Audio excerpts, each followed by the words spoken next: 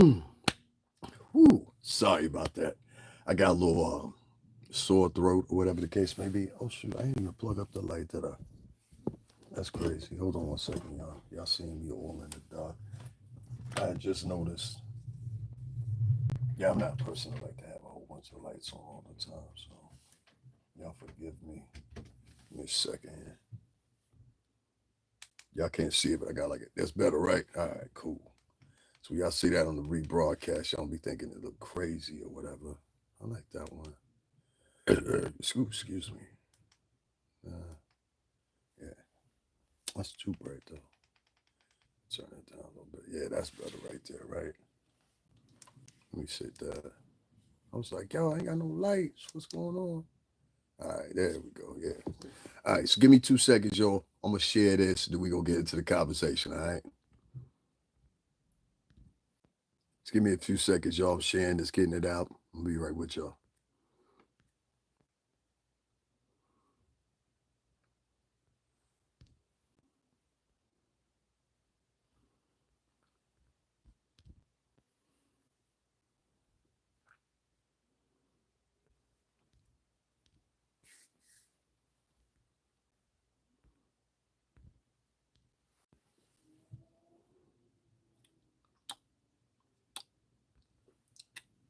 All right, that should be good enough. All right, so what's going on, everybody? How y'all doing? Good afternoon. We'll get some people in here in a minute.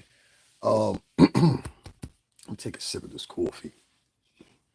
I told you I've been out in the rain for the past 2 days. Like I'd actually be out filming, doing things like that. You know what I mean? So my throat is a little hoarse because it rained earlier this past 3 days. What was it? Wednesday and Monday. I did 3 days. I did 2 days out of the 3 days of the jury selection. There, I was there in person. Break it down for y'all what I knew. I was there, courtesy. You know what I'm saying? Some folks with some other people reached out to me today, so now I got another little thing for that or whatever. But never mind that, right? Never mind that. This is my thing.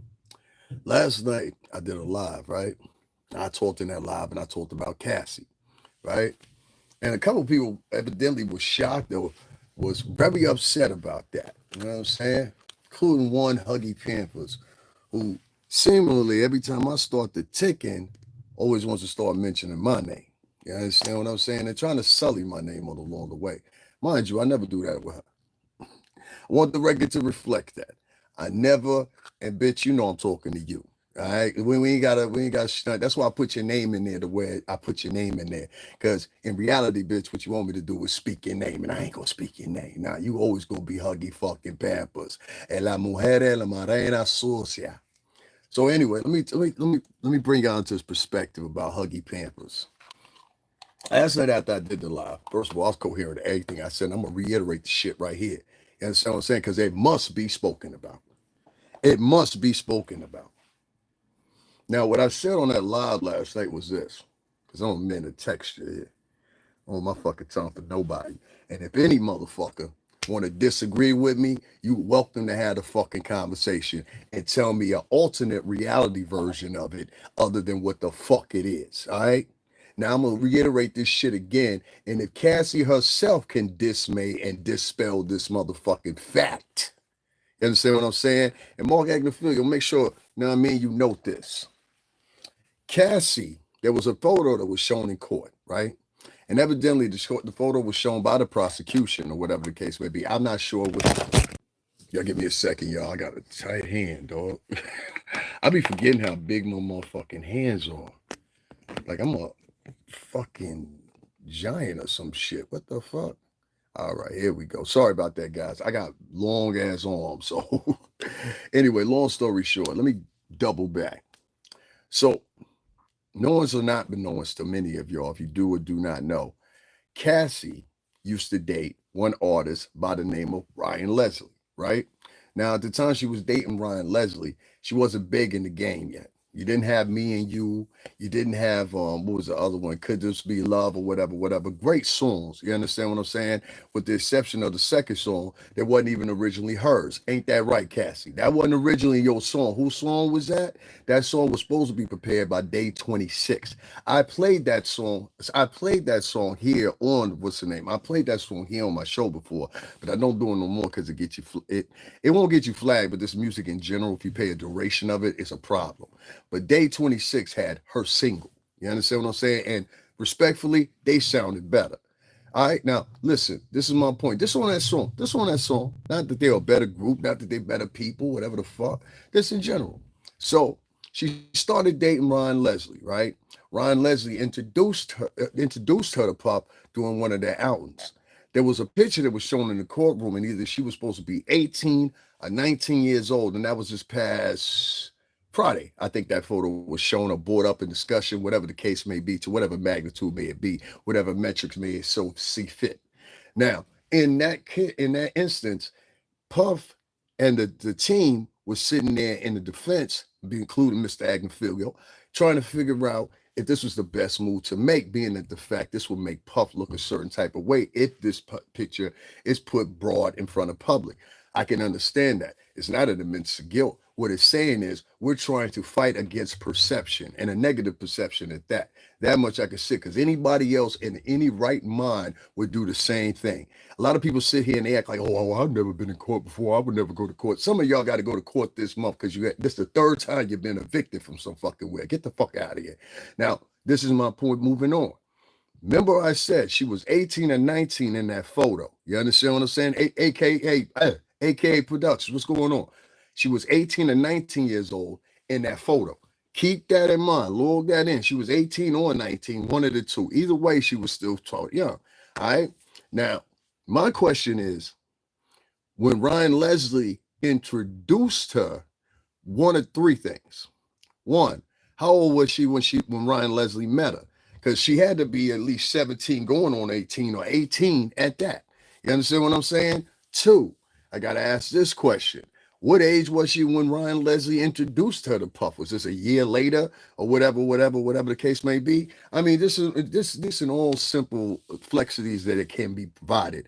Puff pulled a pimp move and took the bitch. This is as simple as that. You understand what I'm saying? I don't know no other way to explain it. Puff pulled a pimp move and took the bitch. Ryan Leslie was contractually working with Puff. All right, at Daddy's house, right, Ryan? If you see this, you know I'm telling the truth. All right. Now, the point is, to this day, Ryan Leslie won't speak openly about it because he respect old broad a little bit. You understand what I'm saying? But he know in reality, yo, your bitch got taken. Now, if we was off this camera, that's how we would address it. Your bitch got taken. Anybody got any disagreements? Anybody got any disagreements? His bitch got taken, right? Okay, so your bitch got taken. All right, happens out here to the best of us. Sometimes your bitch get taken. So anyway, long story short, moving forward, we now have Cassie for the next subsequent to 12, 13, 14 years or whatever the case may be. Now with who?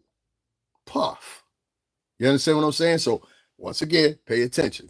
Ryan Leslie was dating Cassie at first. Okay? Ryan Leslie, artist. Many of y'all ain't old enough to know who he is, but he's an artist. Look him up. Ryan Leslie introduced Cassie. Well, she was brought along. Let's just say that she was brought along some of the outings, and then Puff started getting familiar with her. So one, I got a couple discrepancies. One, if that photo was taken at 19 years old, how long was the duration between that photo when she was dating Ryan Leslie to the time she started dating Puff? Number two, I got to ask the question, when did Ryan Leslie meet her? How old was she when he met her? You understand what I'm saying? How old was he? Because if the photo that they got, and she was either 18 or 19, I forgot the age they said, but they said either one of the two. You understand what I'm saying? If she was 18 or 19 when Ryan Leslie met her, that'd be one thing. But how old was she? And I'm not trying to put nothing on Ryan Leslie. What I'm just trying to say is this is a girl that was already out there, son. You understand what I'm saying? Like, y'all ain't following the tapestry. If she met Ryan Leslie You know what I'm saying? Like if she met Ryan Leslie and she started dating Ryan Leslie, and then she was 18 and 19 in this photo, they said at the time when she was dating Puff, that would lead me to believe. Thank you, AKA Promotions. Can you throw up my Cash App too if you can? I appreciate it. Thank you. $ STRINGERBELLA0. So let me continue. So the second question I would have is that when did he and her make the segue and split? And now she's with Puff. How old and what age was that? It's very poignant that we know that age range. And it's very poignant that we know when Ryan Leslie started dating her. It'll tell us a whole bunch of things. Like one, it'll tell you how quickly she was moving around. That's for one. You might not think so, but it will give you a trajectory. You understand what I'm saying? Because let me tell you something. You just don't come up, even if you're a female artist. I know how this thing go. You understand what I'm saying? I get back to Huggy Pampers in a minute. I don't care if you're a female artist or whatever. Like, I'll give you a perfect example. There was this chick named Olivia. 50 had her for a minute. She was an artist of 50. Many people might remember Olivia. Some people won't. La primera, entonces, la primera,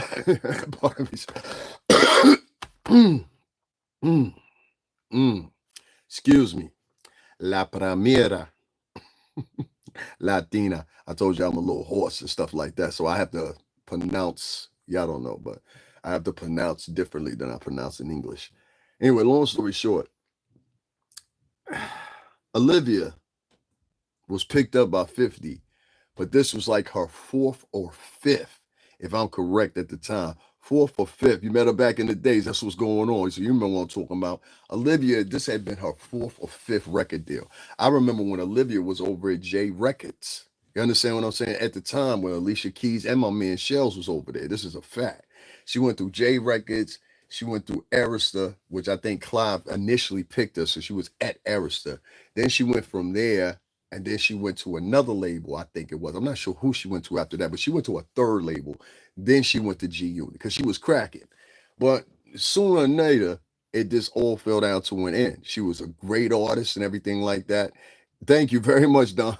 She was a great artist and everything like that, but she was out the pan. Niggas wasn't fucking with her. You know what I'm saying? Please hit that screen and double tap the like button. Y'all, we got over 100 people in here. Y'all can at least do that for me. I appreciate it. So she was out of there. It's kind of like the same thing with Cassie. In my personal opinion, I've said this before. See, Shorty over there, Huggy Pampers, telling y'all a lie, and I'm gonna prove you out of that lie once again. First, it was I was gone from in 2005. Then over there was Storm and Row. I was a male nigga, and then niggas just from Bad Boys coming in, like, and there wasn't no mailroom nigga. So then I pull up pictures and videos or whatever that supersede the date that she said in 2005. That's what she said. Oh, bitch, you gotta get your story together. You understand what I'm saying? Like, if you're gonna be a liar, be a good liar. That means consistency when you lie. See, that's why I don't lie. See what I'm saying? That's why I don't lie on front fraud, nothing like that. But if any of y'all don't know, I work for Bad Boy Entertainment. I was with them for over 17 years. These years that they're inclusive of are in the aspect of not only promoting artists, but promoting Surratt, promoting Revolt TV, and many other subsequent things that we had going on, including the perfumes, DeLeon, and everything else. So we've been around for a long time. You understand what I'm saying? Including I was there before Cassie was. This is a fact. You understand what I'm saying? I know the person that first broke Cassie's album. Shout out to Rich Dollars. You understand what I'm saying? It's like this shit is deeper than what you think from me, from my perspective. And this is why motherfucker mentioned my name, because they need me. Now, let me move on to a little bit more. Now, you'll understand even quickly. And if, like I said, if I told any lies here, let me know. Clear me up. You understand? So now we have Cassie after she's been taken away from Ryan Leslie and brought now into the circumference of Puff. And now she subsequently stayed there for 12, 13 years, has 3 projects out. And all her projects, except for the first one, were hard to reach people. They were hard to promote. They were hard to push. She had this mixtape out that we had to push, and it was called, what was that shit called? Rockabye Baby. It was one of the first projects they tried to do the bulk of the marketing, and we started seeing it digitally, like online. You understand what I'm saying? Because it was available by what was that mixtape site? Datpiff.com. It was available over there. So we try to push that shit or whatever. I will say it was a series because it was her. It was what's son's name from Baltimore? They even looked alike on the covers. It was like black and gold motif aesthetic put to it. What the fuck was son's name? Dose. What's his name? Not Dose. Los. Young Los. They both had a similar mixtape cover. I would say Los probably did better than her because that palette fit more for a rapper. Now, if you would have seen that, the what's the name on the cover art, you would understand what I'm talking about. It was like black and gold or shimmerish in it or whatever, whatever. But anyway, long story moving short, all her projects was hard to push, my nigga. Like it was that intentional and initial and intentional push for her because the first song was popping and then Me and You was popping. Even though if y'all would have heard the version with Day 26, it's way more popping. But that's my opinion. But sometimes you can have a good single. And at that time, people was more not so into singles. They were more so into the whole album still. So she still was coming from an era of that. Now, if you take Cassie and put her 5 years more ahead as a start point, and she's doing singles only, oh, she would still be out here. She'd still be out here. You understand what I'm saying? She'd still be out here.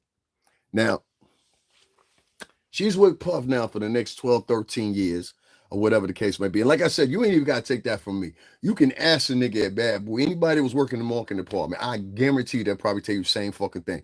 Her album was hard to push. It was her album, I'll be honest with you, her album was harder to push than fucking Donnie Klang. You understand what I'm saying? And a couple, because people just, you was catering to a market, but what they started saying was, oh, she can't really sing. That's what they were saying. Like I ain't gonna hold you. That's what niggas was saying. You know what I'm saying? So it was like, it was that for me. You know what I'm saying? Do I know them? Man, listen, the head of the marketing department is my big brother. You know what I'm saying? Amongst others, I just had motherfucking Shan the Butcher over here the other day. She talk about, yo, boy, yo, get out of my cubicle. Yo, you know what I'm saying? I was raised by some honorable men, homie. You understand what I'm saying? We was youngins. So you understand? We're talking almost now 25 years back, but 17 years of that for me. So I ain't got to be authenticated. I already been authenticated. I done uploaded the video up here to be authenticated. You know what I'm saying? With the man himself saying that. You know what I mean? Look, you don't know who's watching. You don't know who's broadcasting either sometimes. You feel me? So that's why I don't tell lies. You know what I mean? I appreciate, you know what I'm saying, the people I got. One of my big brother right now is involved and part of one of the biggest media conglomerates there is on YouTube. And I leave it at that. You know what I'm saying?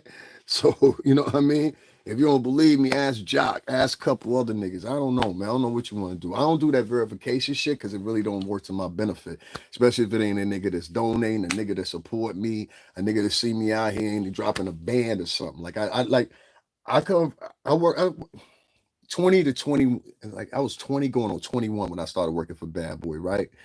And so I've been around. You got to listen when you talking to me. You got to realize not only I wasn't like some broke, I won't say broke, but I won't say fucked up nigga going back and forth over there to work. I was a nigga that was living in the shoreline of Connecticut in a condo. You know what I'm saying? I was running my own business on the side. You had anybody out there, that ain't gonna tell you that. You know what I'm saying? I was making more money than the drug dealers. You understand what I'm saying? Doing what I was doing. And so and this is a fact. You know what I'm saying? So now I said, ask around. It ain't hard to ask. You know what I'm saying? I've had people from the town come up here before, and all them niggas say, yo, you telling the truth. Because I know niggas be watching me. So that's why I'm front. You know what I mean? It's a waste of time. So, like I said, once again here, we got her 12, 13 years here, and she's with Puff. Now, all of a sudden, Puff hires Alex Fine as the help to help build and work out and all that shit or whatever, whatever. And now she's sleeping with him. You understand what I'm saying? Now, let me tell you something. And I know this from experience. If a bitch really don't like you, and I'm not calling her a bitch, I'm just saying this is the way I talk. If you pay attention to my podcast, you know this is the way I talk. I don't always mean shit directly. And sometimes I do mean shit directly. How you'll distinguish the two is I'll tell you bluntly. You understand what I'm saying? Come on, y'all. 130 people in here. Oh, this must be from shorties. This must be shorty people. So I got haters watching me. I appreciate y'all. I appreciate y'all. Long story short, now she's with the Alex Fine dude, right? Alex Fine was hired as a help. Anybody want to dispute that? Anybody want to dispute that? Does anybody want to dispute that Puff hired Alex Fine, or was at Alex Fine's house, and he just came over there and started living there. I'll wait. Anybody want a description? Anybody? Anybody? Come on, man. This is the Northeast, and the nigga that was talking, you understand what I'm saying? Shit about me. Bitch, you from the Northeast. How you gonna sit here and act like you don't know what the fuck I'm talking about? You know exactly what the fuck I'm talking about. Matter of fact, you fucking fuck. You sat here, Huggy Pampers, and said the same shit your goddamn self. So how the fuck am I disqualified, but you ain't? If I'm disqualified for the conversation, bitch, you are too. Now, back to what the fuck I was saying, because this bitch has said the same shit about numerous people. Now, she starts fucking Alex Fine when? Clock begins now. Clock begins now. Anybody in the chat, help me out. When did she start fucking him? Anybody want to help out? Now, mind you, she's still living in Puff's house, or subsequently going between Puff's house and her apartment. You understand what I'm saying? Which I'm pretty sure Alex Fine didn't go over there to that apartment if he was smart. Peace, God. So I'm asking a question. When did she start fucking Alex Fine? Can somebody answer that question for me? This is shit that need to be brought up. When did she start fucking Alex Fine? Because, see, I hear all this shit. She pregnant. Da-da-da. All right, I got a question for that, too. Puff been in jail for 8 months, right? She about what? How many months pregnant? About 6 months pregnant or whatever, right? Say if that nigga didn't go and get her pregnant on purpose, and maybe she ain't privy to it, maybe that nigga went and got her pregnant on purpose because he know how she would look, and he would look if he walked in the courtroom with her. See, please be aware, I live in Connecticut. Cassie's from Connecticut. The town that Cassie used to live in, I lived in. Isn't it a fact? And if she hear this, she know what I'm talking about. It's peace to your brother Roderick, peace to your cousin David. You know what I'm saying? Okay, cool. Now listen, what I'm saying here is, I'm not trying to diss her, but what I'm telling you is a pure, simple fact of what it is. I think this broad, not herself, but this nigga intentionally got her pregnant. Now there's a lot of black women out here that want to muddle this side of the fence. You want to be on one side when there's a black man and a white woman, or a black man and a Latin woman, right? And you want to condemn them. You want to shun them. You did that with motherfucking Shannon Sharp, but yet and still, y'all bitches ain't had nothing to say about Bill Belichick, and that hoe was doing the same shit this a minute ago. And Bill Belichick is damn near what, 10, 5, 7, 8, 10 years older than? No, he's like 15 years older than Shannon Sharp. You understand? So y'all ain't saying nothing about Bill Belichick. It's the same thing with this shit right here. You understand? Shout out to all the haters. I know you haters, because look at the amount of likes and look at the amount of people in the chat. They haters. They don't like the truth. These people like lies. They like to live off lies. I'm not here to lie with you. My point is, at what point do you think that her and Alex Fine started fucking? And then when y'all did start fucking, most of the time you were still in the circumference of Puff, right? So basically you was cheating. You understand what I'm saying? That's what it looked like to me. You was cheating. So you telling me somebody that got the you're not what? You're not what? Rory, you want me to prove myself? I could prove myself. Nah, nigga. You got the wrong nigga. I come from a different era, Joe. Nah, I proved my shit. You thought I was one of those. I got you. Nah, that's fair. That's fair. To you, I'm just a guy talking. I get you. You understand what I'm saying? No. We tell no porcupines and lies over here. Oh, no. We tells no porcupines and lies right here. What that say? Connecticut. And what that say? New London. Nah, it's still on my ID. What are you talking about? What are you talking about? If anything about me, you better motherfucking make witness of. If I tell you something, that's exactly what the fuck's going on. I don't have time to lie with you. What am I lying at this age for? That's fucking a waste of time for me. And you can't even stand on nothing if you're this fucking old and you're lying. I'm not an old nigga, but you know what I'm saying. I'm not no fucking 20-year-old. What the fuck am I lying to people for? I don't get off on lying to people. I get off on what the shit I see. So like I said, go look up and see where Cassie was born at. A lot of y'all niggas think she's from New York. She's not from New York. She's from right here in our state in Connecticut. Now, I live in a different part of Connecticut now. I don't live in her hometown anymore. You understand what I'm saying? At one time, I think they moved out to Mystic or something. But y'all used to live on Ashcraft, right around the corner from Seti and Craig and their sister. God bless their mother and them. You lived around the corner from Kevin Crosby. You lived on Ashcraft, right around the corner from Ashcraft, and what we used to call Crenshaw over there at 7-Eleven. It was a church right across the street from her house, a white church. Right, Cassie? Right? Okay. Don't tell me I don't know what the fuck I'm talking about, nigga. I was armed deep out in that motherfucking town. You understand what I'm saying? Arm deep. One number like 8 crews out there that was arm deep like we was. You can ask any motherfucker that, they're gonna tell you that. You understand what I'm saying? My people's made the papers and shit like that. We wasn't some ragtag ass motherfuckers, dog. You understand what I'm saying? Nah. We had New York niggas with us, Connecticut niggas with us, Boston niggas with, like, our shit was different. You know what I'm saying? So, like, yeah. So anyway, long story short, like I said, let's fast forward. One question I brought up is, and I'll reiterate it to you if you guys are just standing here. When Cassie first came into the scene, she was brought into the scene by Ryan Leslie.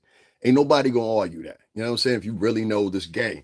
And so when she was brought in by Ryan Leslie, somehow or another, subsequently enough, she ended up not with Ryan Leslie, but with Puff after being introduced to Puff by Ryan Leslie, because contractually, Ryan Leslie was working with Puff. All right. Now, the prosecution brought forth a picture. This is past Friday, I believe it was. It might have been Wednesday, but they brought forth a picture that they wanted to add and make inclusive or whatever. And it was a picture of Cassie either being 18 or 19 fucking years old, somewhere around there. And I brought up the question, well, she was only 18 or 19, and Ryan Leslie brought her in. How long was he with her? That's for one, because he was working with her as an artist as well. He wasn't just dating her, he was working with her as an artist as well. I want to emphasize that. So I'm saying to myself, I'm like, okay, so how old was she when she started fucking with Ryan Leslie? Is that a fair question to ask or no? You understand what I'm saying? Is that a fair question to ask? If the picture in the picture, and I forgot the number, but it's either 18 or 19. If that's the motherfucking case, right? How old was this broad when she started? Okay, she was 17. Somebody put in there she was 17. Say, I ain't say it. I ain't say it, but somebody put it in the chat. So, you know what I'm saying? It's in the chat. Para mí, so, para mí, so. It's in the chat. You understand what I'm saying? Niggas is putting question marks. Let me reiterate it for you again. I guarantee you somewhere you can find this shit. All right. Ryan Leslie was dating Cassie first. All right.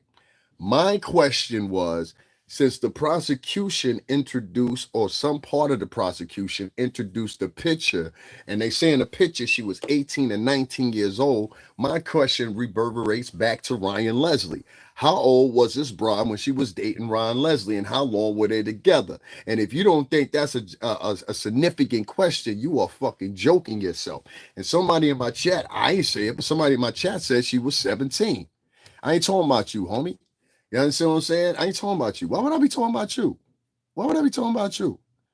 Why would I be talking about you? You know what I'm saying? Why would I be talking about you? I'm a grown black woman.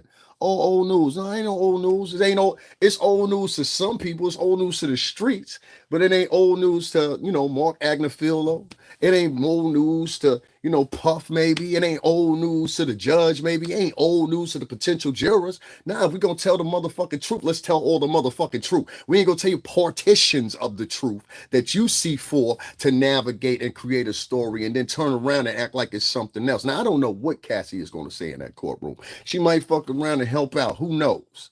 You understand what I'm saying? Only thing I'm saying is, like Crystal Law ran or be ran. You understand what I'm saying? Only thing I'm saying is, you understand what I'm saying? The shit looked a little fucking funny, broad. Now, I'll say it again. Chick was dating Ryan Leslie. How old was she when she started dating Ryan Leslie? Not only how old was she, because if she was 18 or 19, and the pictures they producing and saying that Puff was dating her, even though she's legal, whatever. We just got out of a whole thing when we were talking about Shannon Sharpe, who's only a year older than Puff, who was messing with a 19-year-old. And we saw how that all went. We're watching that all in fashion right now. You understand what I'm saying? We seeing Bill Belichick and him getting ran by a 23-year-old girl. This motherfucker 72. You understand what I'm saying? Cassie was a young girl then. All right. I got sisters. Y'all know the vibes. Yes, you're 30-something years old, but you wasn't born 30-something years old. You had to go out here and you were skating a little bit. You're skating a little bit. It's all right, Mark. We all have our lives. But my point is, you know what I'm saying? That I look at it like this at the same time. If you were 17, and we talking about all this morality and all this shit, right? We fast forward, you now start dating Puff. But you left Ryan Leslie to start dating Puff. And who knows, you might have still had a career or a better career, you know what I mean? Who knows? But you started dating Puff and you was with Puff for subsequently the next 12, 13 years. That's a factor. You understand what I'm saying? Who knows what transpired with y'all sexually? I've always attested I ain't seen nothing funny going on in the years I was around.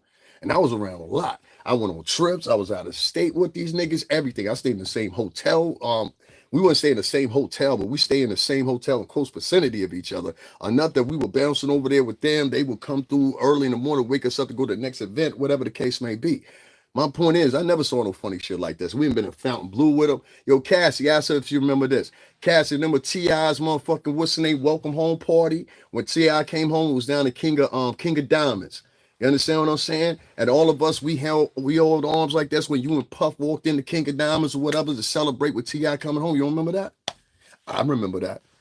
So my point is, and I even tell you, it was a shuttle that took y'all from the car to motherfucker, what's the name, to the what's the name? They used to have like a little shuttle thing down there, whatever. But if you know Miami, you know what I'm talking about. This is true story. We was there.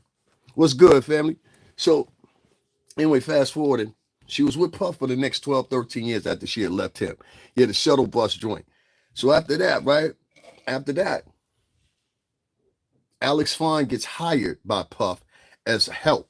You understand what I'm saying? Or the help. You was hired. You was contractually hired. You was the help. You ain't got more money than Puff. But you got one thing going for you. You got white skin and you're a good-looking guy. Now, I won't take that away from him, but this is my point. Had this been a nigga that would have did the same thing, black or Latin or white, if this been a man that did this shit, right? Or it would have been looked at as more different. Oh, this nigga's horrible. But evidently, she didn't find it horrible. And she subsequently started fucking Alex Fine. And now we're at baby number 3. What's congratulations. And this impromptu time. Now, another question I got is, how long ago did you know you would be testifying? Because if I'm willing to say anything, I'm willing to say that if Puff's been in jail for 8 months and you all of a sudden now pregnant, showing pregnant, or whatever. Did Alex Fine happen to get you pregnant on purpose? Because you now with baby number 3. What is he doing nowadays? See, if this was a black man and he wasn't fitting the bill or what the ex-boyfriend did or whatever, y'all have all kinds of shit to talk about. Y'all do it every day on your blog. Shut the fuck up. All you bitches. But since this is a white man, oh no, he can have less money than. Have you ever seen that pattern? What's her name? Vanessa. What's that bitch's name? Serena Williams. Serena Williams. She went and married a poor white boy. Eve went and got a billionaire or something like that. But a lot of them got trajectories of dating. You know what I'm saying? Your mama need a life, bitch. And matter of fact, I'm gonna let you stay here because we need to continue the conversation. No. See, people want to take partitions of their truth, but they don't want to keep the whole truth. So I'm asking the question. When did she start fucking Alex Fine? Is that a fair question to ask? When, because what it shows is, and what a lot of these motherfuckers ain't gonna understand it here, but it's guaranteed under the law, it's character. And this is the same thing they trying to lead Puff with. So we gonna check Puff's character, we need to check her character as well. Wouldn't you agree? Isn't that fair? That's how the court rolls, so it don't matter if they think it's fair or not. If we need to check his character under 404, 404B, and possibly the only detainer from it is Rule 412, if we need to remove that, you understand what I'm saying? Then we need to add this shit right here. And I want to know what her credibility is. You don't understand the definition of a witness, do you, you goofy motherfucker? So don't come up in here, Rosaline Ramirez, acting like you understand the connotations under the law, because you don't. The fact is, a witness is brought and judged by character before they even be able to be. If they can come under the decision whether or not that actual witness is going to sit on the chair. So let me say it again. Basically, your character, if you're brought, she was subpoenaed. You don't know what the fuck happened. You shut the fuck up. Shut the fuck up. Even if she was subpoenaed. The reason they subpoenaed her, you goofy motherfucker, because they had to see if she was a credible witness first. God damn.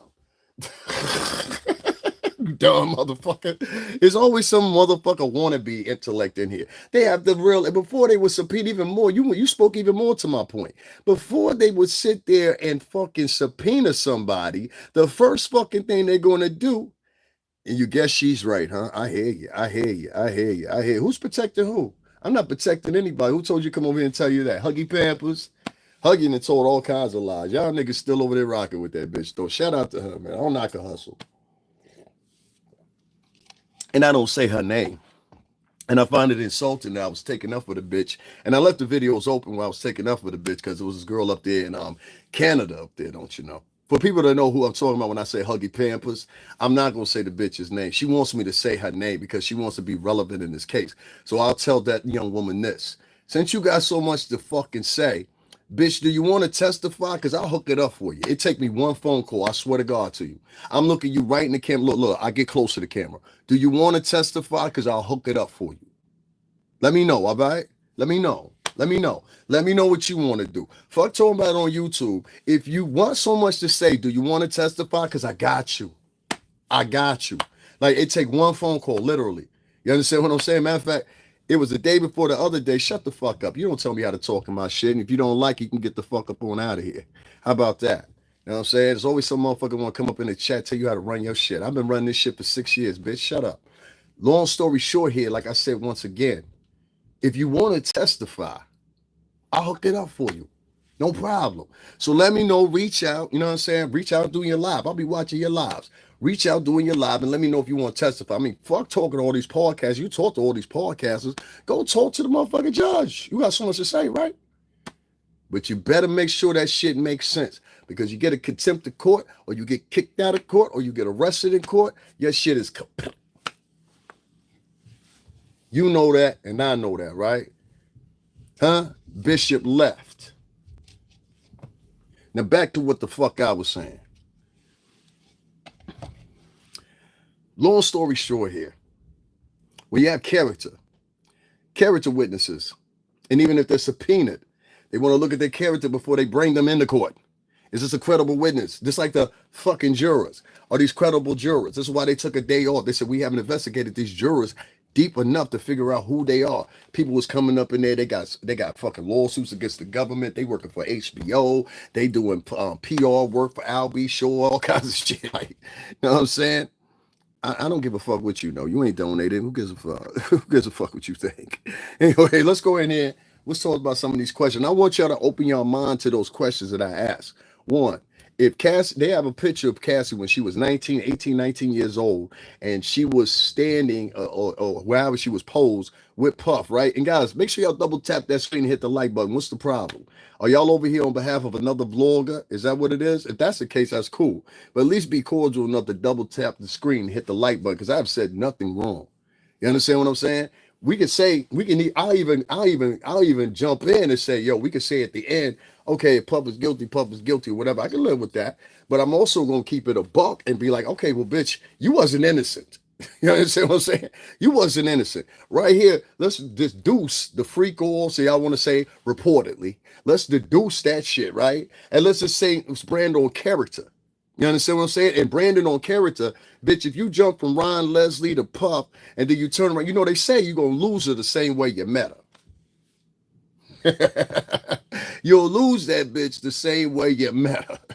You dig what I'm saying? And if you pay attention, Ryan Leslie grabbed her up and he was fucking with somebody else before her.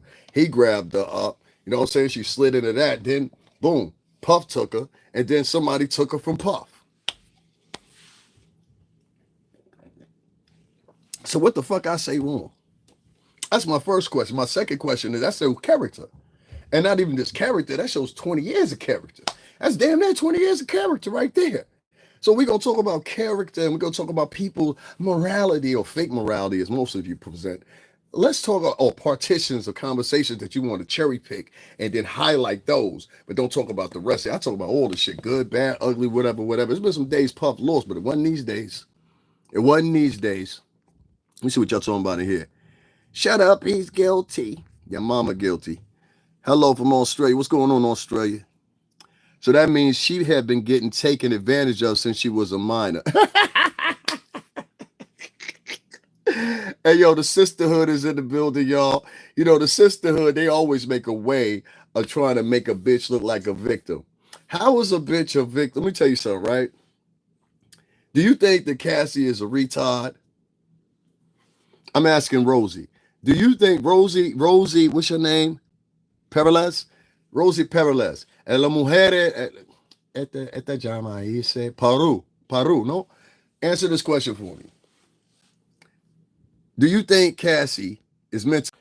Do you think Cassie is mentally ill? Answer the question. Do you think Cassie is well? She ain't going. You don't think she's mentally ill? Do you think Cassie is? And I'll ask all three of them. You can just put no one time here. All right. I'm trying to be fair. Do you think Cassie is mentally ill, retarded, slow, or anything? Because I lived in this town in motherfucking NL where she's from, right? And I know how girls are out there. And them girls are not fucking slow. You understand what I'm saying? They're not slow. There's a lot of money out there where I lived at, especially where she ended up living at out there by the Mystic area. You understand what I'm saying? That's out by the casino and shit. You understand? There's a lot of money in the Indian tribes and shit like that too. You know what I'm saying? There's a lot of money out in that end of Connecticut, but not as much as down this end. But there's a lot of money still out there in the Connecticut. So the area we lived in, and we know this area, Waterford, Niantic, all that exclusive, whatever. We know the area. It's not a poor area. You understand what I'm saying? And it's not dumb girls that come from this area. And she's not a dumb girl. So for you to sit up here and perpetuate that she's been taken advantage of since she was 17 years old, when in fact, this girl had her mother toting behind her the whole entire fucking time throughout her whole fucking motherfucker. That's why I asked you that. She had her mother toting behind her whole voyage. You understand what I'm saying? So her mom saw when she was with Brian, her mom saw when she was with Puff, and her mom is seeing her now on grandbaby number 3, I'm assuming, with Alex Fine. Is that fair? Huh, Rosie? Rosie, you still there? Stop with that sisterhood bullshit. That shit don't work in 2025. That shit worked during the Biden era. Now, we opening the floodgates to ask questions from both genders nowadays. We're not just going to sit here, then prove me wrong. Prove me wrong. If right, oh gosh, don't prove me wrong. Prove me wrong.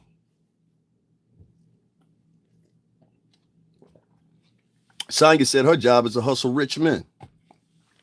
Sonya, the only person that got it. Sonya, where you grew up at? Sonya, somebody that grew up in the suburbs because she understands the format. You understand? We have 2 casinos out on that end of Connecticut. Mohegan Sun and Foxwoods casinos. A lot of money. It ain't nothing to see a rich rapper. Ain't nothing to see rich talent. A whole bunch of people be out there. You know what I'm saying? North Carolina's opulent. You understand? Man, listen. How much is an average house to buy down in North Carolina nowadays? About 700, 800 starting out? About 700, 800 starting out? Come on, man. Stop playing with me. Go down to Winston-Salem, different money down there. They're actually, I'll get into that another time. Let's stick with the Cassie thing. My point is with Cassie, right? You got to ask the questions. If we're going to sit here and condemn a man or whatever the case may be or whatever, we have to ask for the character. I have to ask the character of Alex Fine. What type of man are you? You in another man's house. Let's talk about this bitch ass nigga for a minute. Because Huggy, she wanted to defend him. Huggy Pampers, she wanted to defend him. You want to defend the white boy, Huggy? That shit boy this house, that's what got you fucked up last time. You went over there trying to defend them other white boys and they set your ass up there. You still ain't learned, huh, bitch? Anyway, long story short. Anyway, listen. A lot of motherfuckers want to come to the defense of this Alex Fine nigga, right? Alex Fine. He's a wholesome man. I told y'all gotta watch. These motherfuckers is a slave for this shit. Same way, when we talking about sexual assault shit or whatever, they always bring up Justin Bieber. They don't never bring up no black kids or anything potential. They don't even have a suspect for a black kid. They just want to pinpoint on this motherfucker because they want to highlight him. You understand what I'm saying? Because white skin, they love it.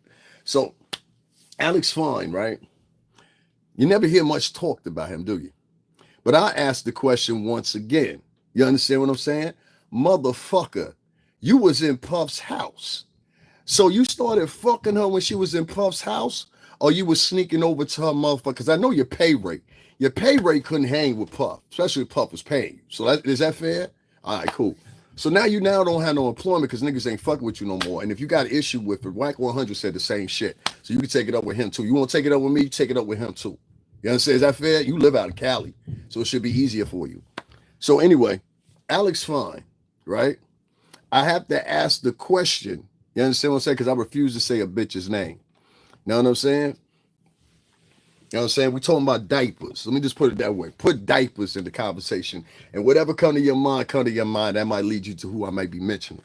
You know what I'm saying? But shout out to Huggy Pampers. I appreciate you. You know what I'm saying? Me and this bitch beef or don't beef. I'm not beefing with her. I don't care. You understand what I'm saying? I really don't care. But anyway, long story short, we have to ask the question about this Alex Fine motherfucker. And I think a lot of y'all have this like, how can I say it? Y'all have selective morality. See, on one hand, if this had been a black man and a white woman, and this motherfucking man would have came into this white household and start fucking this white wife or whatever, y'all niggas would have looked at him like a dog.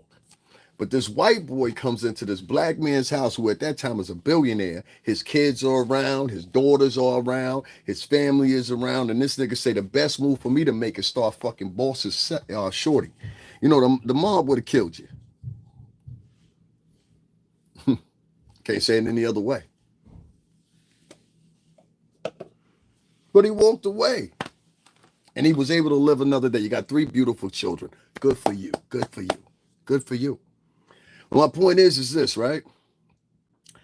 Guy, you got away. You won. True enough.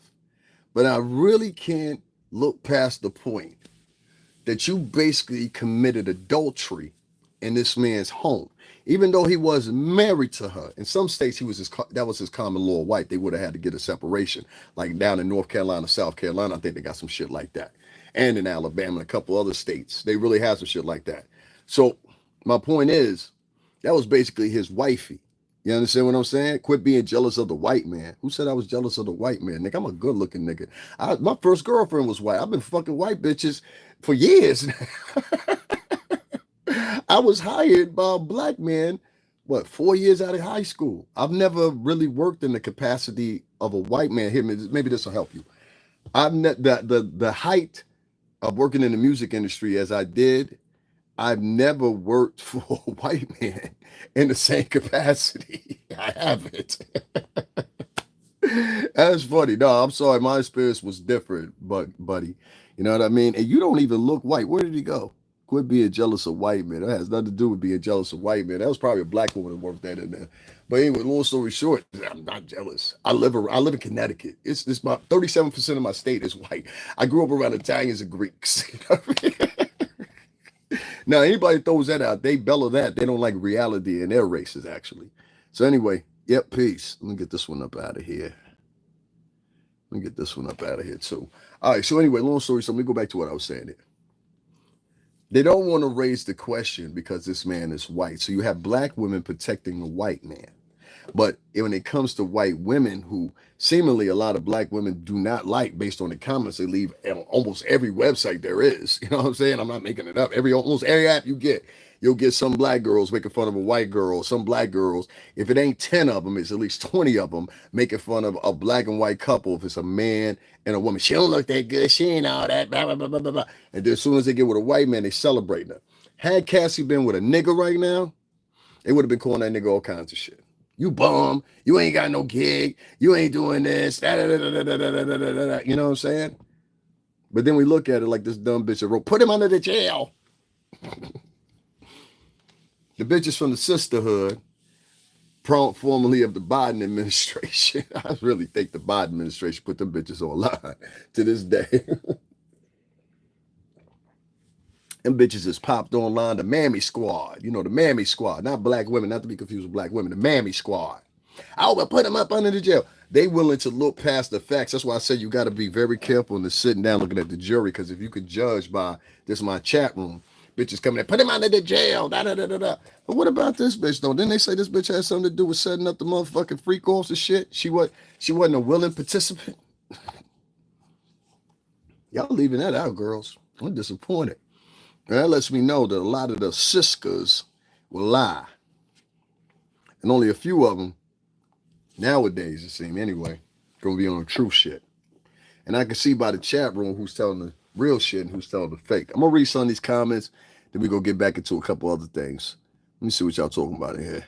I'm going to go all the way to the top, so, you know what I'm saying? Let me just read everybody. DMX, says Joshua. How's it going down? All right, Joshua, that's what's going on. AKA Promotions, appreciate you. Cinco Hampton, I don't know what he talking about, no to, but I think I had something going. He said some shit. I met her back in the day, says AKA Promotions. Yes, we love to talk both black people business, but didn't want to talk both your business. We like to talk about black people business, but not talk about your business. That's my words. So how you regurgitate my words to me? I say that on my podcast all the time. I say, y'all motherfuckers sit around, and I say exactly like that. I hate when it's this thing, and I find it weird. I think it's like a psychosis or something. But there's this thing that I notice what a lot of black Americans do, and I don't tell me if y'all notice this. You'll say something, right? And then they'll turn around and take it and start using those words as if they're theirs to kind of like fool the audience into thinking you took something from them when they actually took it from you. It is the strangest shit I've seen pop up probably in the past, I'm gonna say past 3 years I've seen that. Or bloggers that will literally repackage somebody's words and use them. And I'm not the only victim. It's been many of victims of it. But you have to watch for people like that. If you hear a blogger speaking and you hear something he said before, watch and see if somebody else repeats it. You know what I'm saying? And be willing to come back and tell that blogger. Because I have people come back and tell me. Like I had this one nigga, he did a podcast, and the nigga literally copied my whole podcast. I flagged this shit. I had to. I was like, nigga, you're not going to flag. He was streaming my shit in the background in the video, right? But then he was like talking for me. And that's what I didn't like. I said, nigga, you don't talk for me. You don't have enough spirits to talk for me. You know what I mean? It's crazy out here. Don Mekabis says he's not lying. And guys, make sure y'all hit up the Cash App. Y'all like the boy, whatever. We're going to be using it for travel expenses, stuff like that. It's a piece I need to get to make y'all viewing a little bit better. That's going to be around about, I don't know, like $50 or something like that. So if y'all want to contribute to that, make sure y'all hit the Cash App. I'm going to order regardless, but you know what I'm saying? Every penny help. We travel, we move around, you know what I'm saying? Right now I'm at home, but if you don't know, I cover everything, dog. I started this channel outside, you know what I'm saying? So we be outside, you know what I'm saying? That's what it is. I've always kept that mantra. I get on here, I try not to talk about people. If you're not bothering me, I'm not bothering you. But I will bring you up. But just because I bring you up in the spectrum. Like, for example, Tisha Tells, right? Now, I don't like her. I don't like what she does. I think she lies a lot. I think she exaggerates a lot. I think she tries to pretend like she's like some type of thespian, and she's not. She doesn't speak very well. She tries to. I don't know. She does. It's not her. It's not the real her. And the reason I say that is, and I knew it was. I had speculated at first, but the way I confirmed, and I'm not dissing her. Just understand what I'm saying. When I listened to her one time, she had accidentally did an upload, right? And we do this sometimes as this creators. We be tired, everything. But she uploaded a video and she was talking with her regular voice. And her regular voice is very distinctive from that personality that you guys see. And if you saw that upload that she did, you would automatically recognize it. It's like, yo, that sounds like her, but she sounds a lot more calm, a lot more gleeful, shit like that. So I think sometimes when she turn on this camera, she go into like, I don't know, she go into some type of psychosis or something. Maybe that shit they talk about with Beyonce that happened Beyonce really happened with these blogger chicks. Because I've caught a couple of these blogger chicks. You'll catch them even on. They just be as nice as fucking a lost puppy that got you, and you got a bag of dog food. You know what I'm saying? And then like as soon as that camera come on, these bitches turn into Medusa. You know what I'm saying? Like what the fuck? All right, let me read some more of these comments. Then we're gonna keep on continuing. Maccabee, I think I've read those comments already. Was you there with 50 Cent got signed with Aftermath? And then no, I wasn't. I wasn't around for that. I remember 50, seeing him around early in the days, and I think the last time I saw 50 was when and I forgot what his man's name is, Puerto Rican nigga. Because I was getting 50's information. He had told me to get the information from Son because I was like, yo, I want to link, and he still had the offices in Midtown, like right across the street from Port Authority. I know he ain't there no more. He in Cali now, but at that time when I saw him, he had the offices still that was across the street from Port Authority. In New York. LOL, peace, God. Right, he did. You right. We need to talk. Nope, you right. She was 17 years old, somebody said. I like your hat. Appreciate that. Your money, I know what you're talking about. These people don't understand because they blind to it. They always own their electronics, but they not really know what's going on in the physical form. Exactly. Like, I was around for 17 years with Bad Boy Entertainment. You're not going to tell me any fucking thing as far as it go with promoting the artists. That was our job. You know what I'm saying? So Ryan Leslie is coming for Daddy's bag. Nah, that's somebody that's dumb right there. That's somebody that's dumb. Did that what y'all heard? This girl wrote. See, this is what I'll tell y'all. Y'all have to watch how the women y'all listen to, because a lot of these women are very manipulative. This is their same store. This is their same form when they're dating. They're manipulative. Now, y'all all heard what I said. I said Ryan Leslie was dating Cassie first. She went from Ryan Leslie, got taken from Ryan Leslie to Puff. Then she got taken from Puff onto Alex Fine. Everybody heard me say that. Everybody. You push the replay, go back to the beginning. Everybody heard me say that. You know what this woman wrote in here? So Ryan Leslie is coming for daddy's bag. How does that even make sense? You see what I'm saying? That's why you have to watch women like this. Not black women, not urban women, not Latin women, women like this. Because see, women like that, they don't care about. See, this is the same type. Let me tell y'all boys something, man. Put the fellas up in here. A woman like that is the same type of woman that will start some shit, start a beef at a club, for example, right? And then she'll go back and tell her nigga, yo, da da da da, them niggas did me dirty, da da da da da da da da. And then boom, next thing you know, now two men is beefing with each other, don't even know each other. Somebody end up getting popped and killed or whatever, and she's still alive to tell the story now with a new boyfriend. See what I'm saying? You got to stay away from women like that. Learn, man. Because a lot of y'all be trying to chase after bum bitches. Bitches ain't even getting it, my nigga. You know what I'm saying? Bitches that can't even go to the store for you. Urban Network, what's going on? What's good, man? So you saying she been taken advantage of since she was a minor? Ain't what the fuck I said.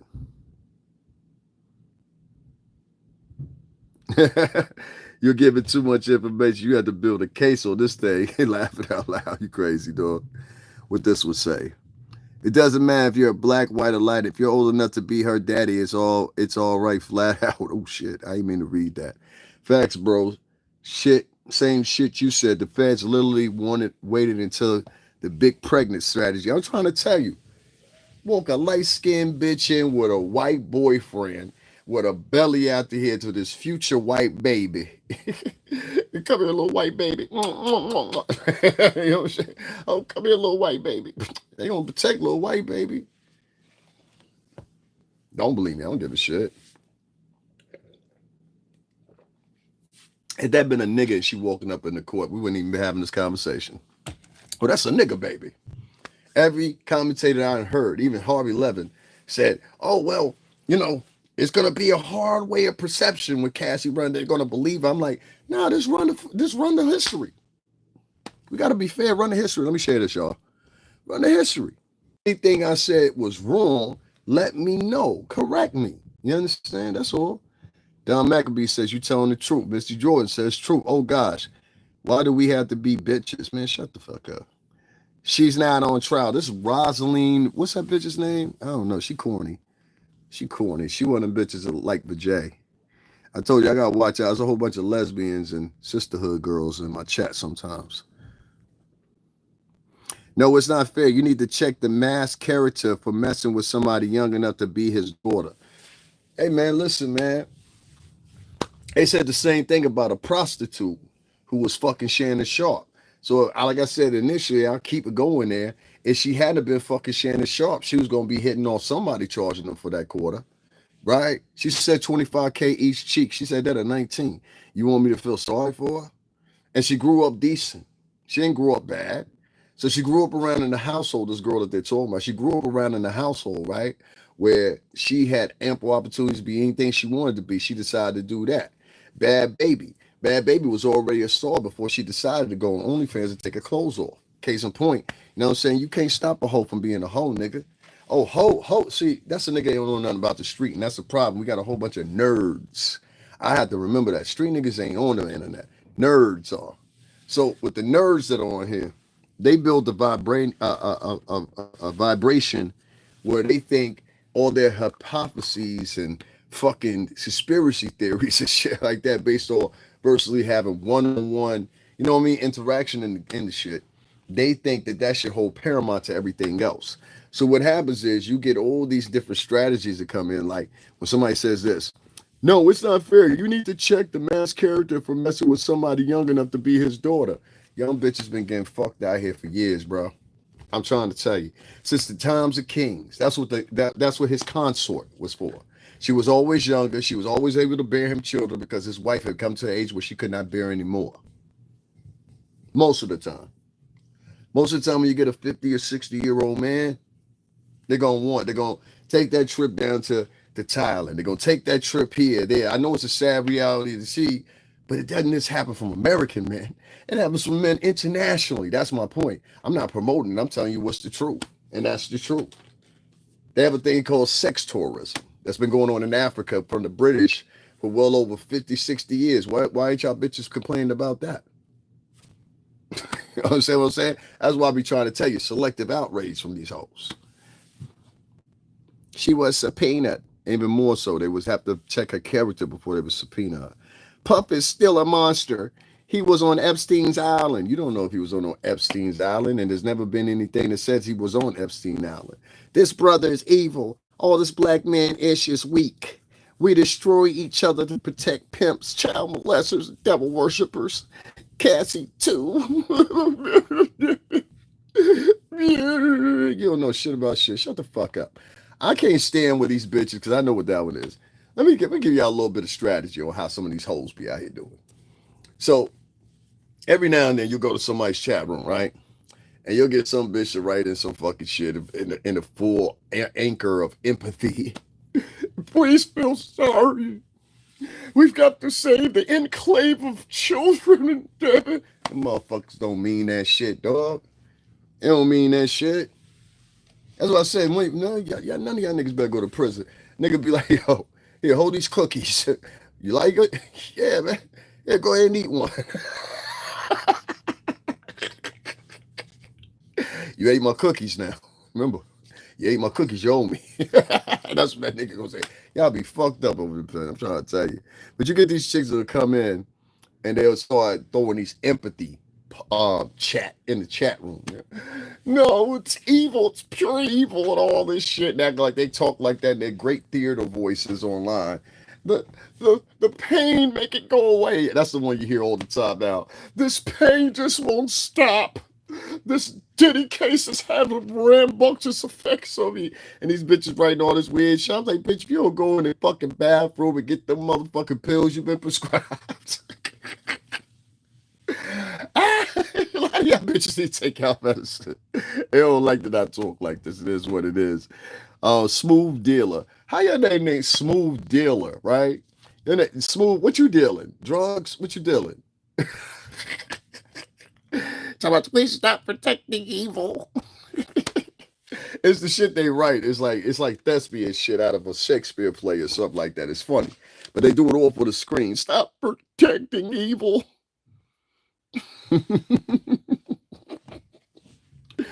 Oh man, y'all let one bitch lead y'all thoughts, man. God damn, that's crazy. Guys, make sure y'all double tap the screen and also hit the Cash App $STRINGERBELL80. I want to segue to something real quick. I think it needs to be mentioned, but I'm not gonna mention your name, bitch. You understand? Because you just ain't worth me mentioning your name. But we gonna talk about it. So as a chick, if you know or don't know, I'm just going to refer to her as Huggy Pampers. You understand what I'm saying? There are diapers involved. Anyway, since the trial is now in its foremost motion and starting to start, Huggy Pampers, I call Huggy Pampers saying something about me today.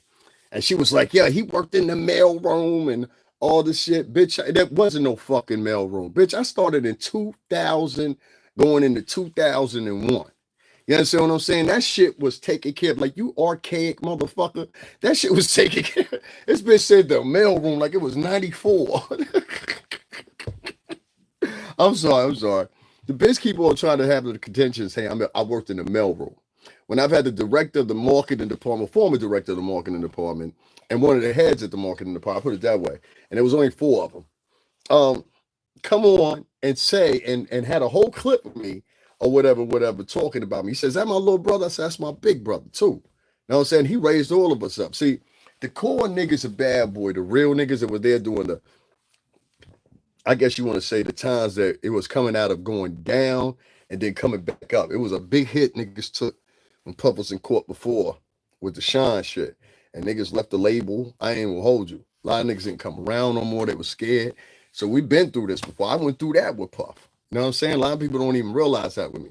I went through the shit with Shine and all that. I went through that with Puff and all them or whatever. We went down there to the courthouse. Shout out to my nigga Scrooge McBucks. We got interviewed by Sway. I got interviewed by NBC as well. You know what I'm saying? At that time. So we was down there then. My point is, a lot of people have misconstrued, and I said the same thing then. I'm out here to show support, yes, but taking up and defending, no, I'm just here telling the truth. And if you want to look at one truth but not look at the other truth, it seems like a lot of these women are doing, that confuses me. And one of them happens to be Huggy Pampers. This bitch has literally continuously tried to argue with me just out of thin air. Bitch, I don't want to argue with you. Tell your man, matter of fact, if your man's out there, tell that nigga come holler at me. You know what I'm saying? For real. Tell your man's come holler at me because we need to talk. Yo, homie, your bitch keep bringing me up and she don't need to bring me up. You know what I'm saying? Talk about what the fuck you want to talk about. If the bitch want to testify, I'll link it up for you. It's not a problem. But all this like trying to disturb my name or whatever, like I don't sit on my podcast. I was taking up for this bitch, what, 3-4 weeks ago? My man's Javon to be up in here. I ain't seen him in a minute. He was even saying the same thing. He was like, yo, you was taking up for the bitch. I said, yeah, I know. But if making a play off you gets her to her final goal, which, like I said, niggas, by the time the first week happened of this trial, when niggas gonna start asking, especially after Cassie testified, what's going on, babe? First thing they gonna ask, I'm gonna tell you what niggas gonna ask. I'll be like, Jaguar, why you ain't up there testifying there? Damn, I slipped up, said the bitch name. But y'all know what I'm saying. This woman, and it's been her all along, has been on her podcast continuously talking about me. And I caught her today talking about me again. You know what I'm saying? Mentioning my name, talking about I'm a Diddy support. Bitch, you cannot circumnavigate my thought process. That's why you like weak thinking men. See, I know what type of bitch you are. You understand what I'm saying? I know what type of bitch you are. And the type of chick that you are, you understand what I'm saying? Weak-minded men, they go to you because you get them with the tushy. You understand what I'm saying? Yeah, you lure them in with the tussie. You can't lure me in with the pedestrian. You understand what I'm saying? Nah, because you don't want to know why? I've been getting bitches all my motherfucking life. You understand what I'm saying? And good-looking bitches at that. You know what I'm saying? And so, and I'm not trying to call you ugly. But what I'm simply saying here is, bitch, stop the lies. Bitch, there was no mailroom at Bad Boy Entertainment. It was a mailroom over there, maybe where you was at Uptown Records, because you never been part of Bad Boy. Let's get that correct. You talk, and when you talk about the times you was with Pup, make sure you reiterate to your audience, it's the times when you was around Pup when you was at Uptown MCA. You wasn't around 1540 Broadway, never have been. And if you were, I would have seen you. We would have seen you now. We saw everybody came in that office. All the DJs, everybody else. I got pictures with them. Don't you remember? I'll show y'all some more in a minute. And my point is, you wasn't around then. Now, if you don't understand what I'm saying here, I'm going to show y'all what I'm talking about. I don't like talking to niggas, man. Y'all tell me these look like a nigga that worked in the mailroom. Because sometimes people, you got to realize, sometimes people will tell lies in order to make themselves look truthful. I said nothing about this woman. But I knew it was her that was in my chat room. I knew it was her that was on her podcast telling people. I knew she was one of them. She's not the only one. It's a few of them. You know what I'm saying? You and Pork Chop should get back together. Y'all pretty much got the same narrative, right? You know what I'm saying? Fucking hilarious. You know what I'm saying? Speaking of Bad Boy, that's funny. I'll read that later. That's funny. Hold on one second. Let me pull this up so we could just put all this to bed. So, okay, so the first thing she said, I'm a dispose, right? And then after this, any nigga that was disposing me or whatever, or trying to talk down about my shit or whatever, listen here. I live in Connecticut. I live in a very good part of Connecticut at that. I've always lived in CT for the most part. I've been back and forth in New York since Jesus Christ, how long? My point is, if you knew where I lived at, I put it this way. Candace Owens is from the same city that I'm from. Diana Ross, literally lives 25 minutes away from me. This is no lie. You understand what I'm saying? Now, if you figure that out, you figure that out. Now, my point is, this bitch said I was a bum, bitch. I've been in the same spot for 4 years. You understand what I'm saying? 4 years. Now, you, on the other hand, you ain't been in the same spot for 4 years. Now, if you really want to break it down, you done had niggas put you up. You understand what I'm saying? You done had bitches taking care of you. You done slept on a couple whole sofas and shit like that. Bitches is online talking about how you used to sleep in the house and shit like that. Ain't nobody online talking about how I used to sleep at their house. You understand what I'm saying? So when you got all them people talking about you or whatever, you put your focus on me. I know why you put your focus on me, because you know I'm a genuine connection to everything that you fucking want, ain't I? Ain't I? Well, them motherfuckers ain't.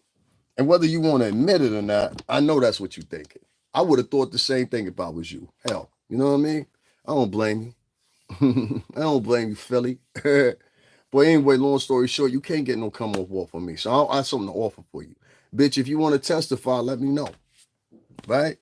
I mean, you said it's the truth, right? I mean, you said it's the truth, right? So if you want to testify, I'll hook it up for you. You got my word on it. I swear to God to you. Just let me know through your podcast or whatever. You want to testify, I got you. Okay? I got you. I got you. I swear to God, I got you. Yeah? No? Yeah? Yeah? You want to testify? All right, I got you. I got you. You understand?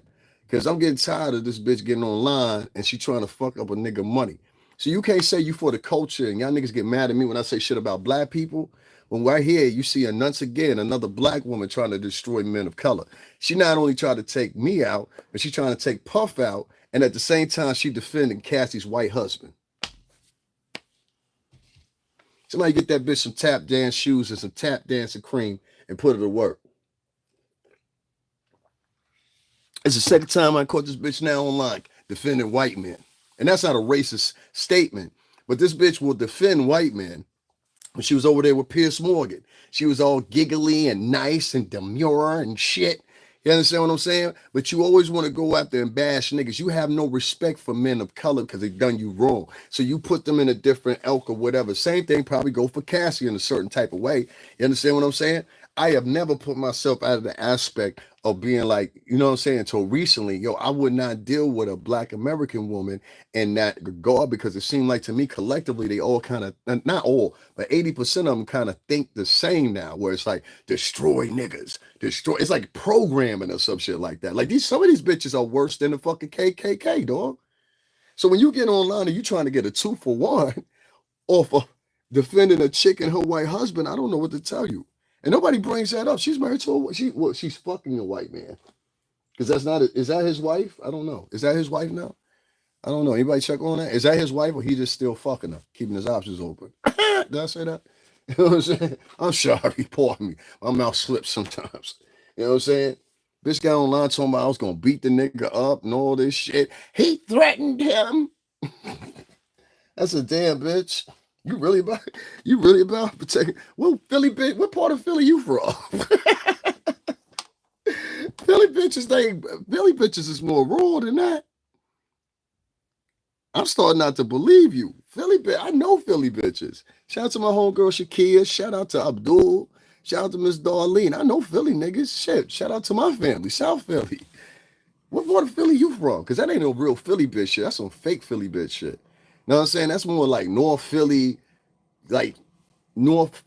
reminiscent of Umar Johnson's daughter type of fuck shit. Like, let me explain to you.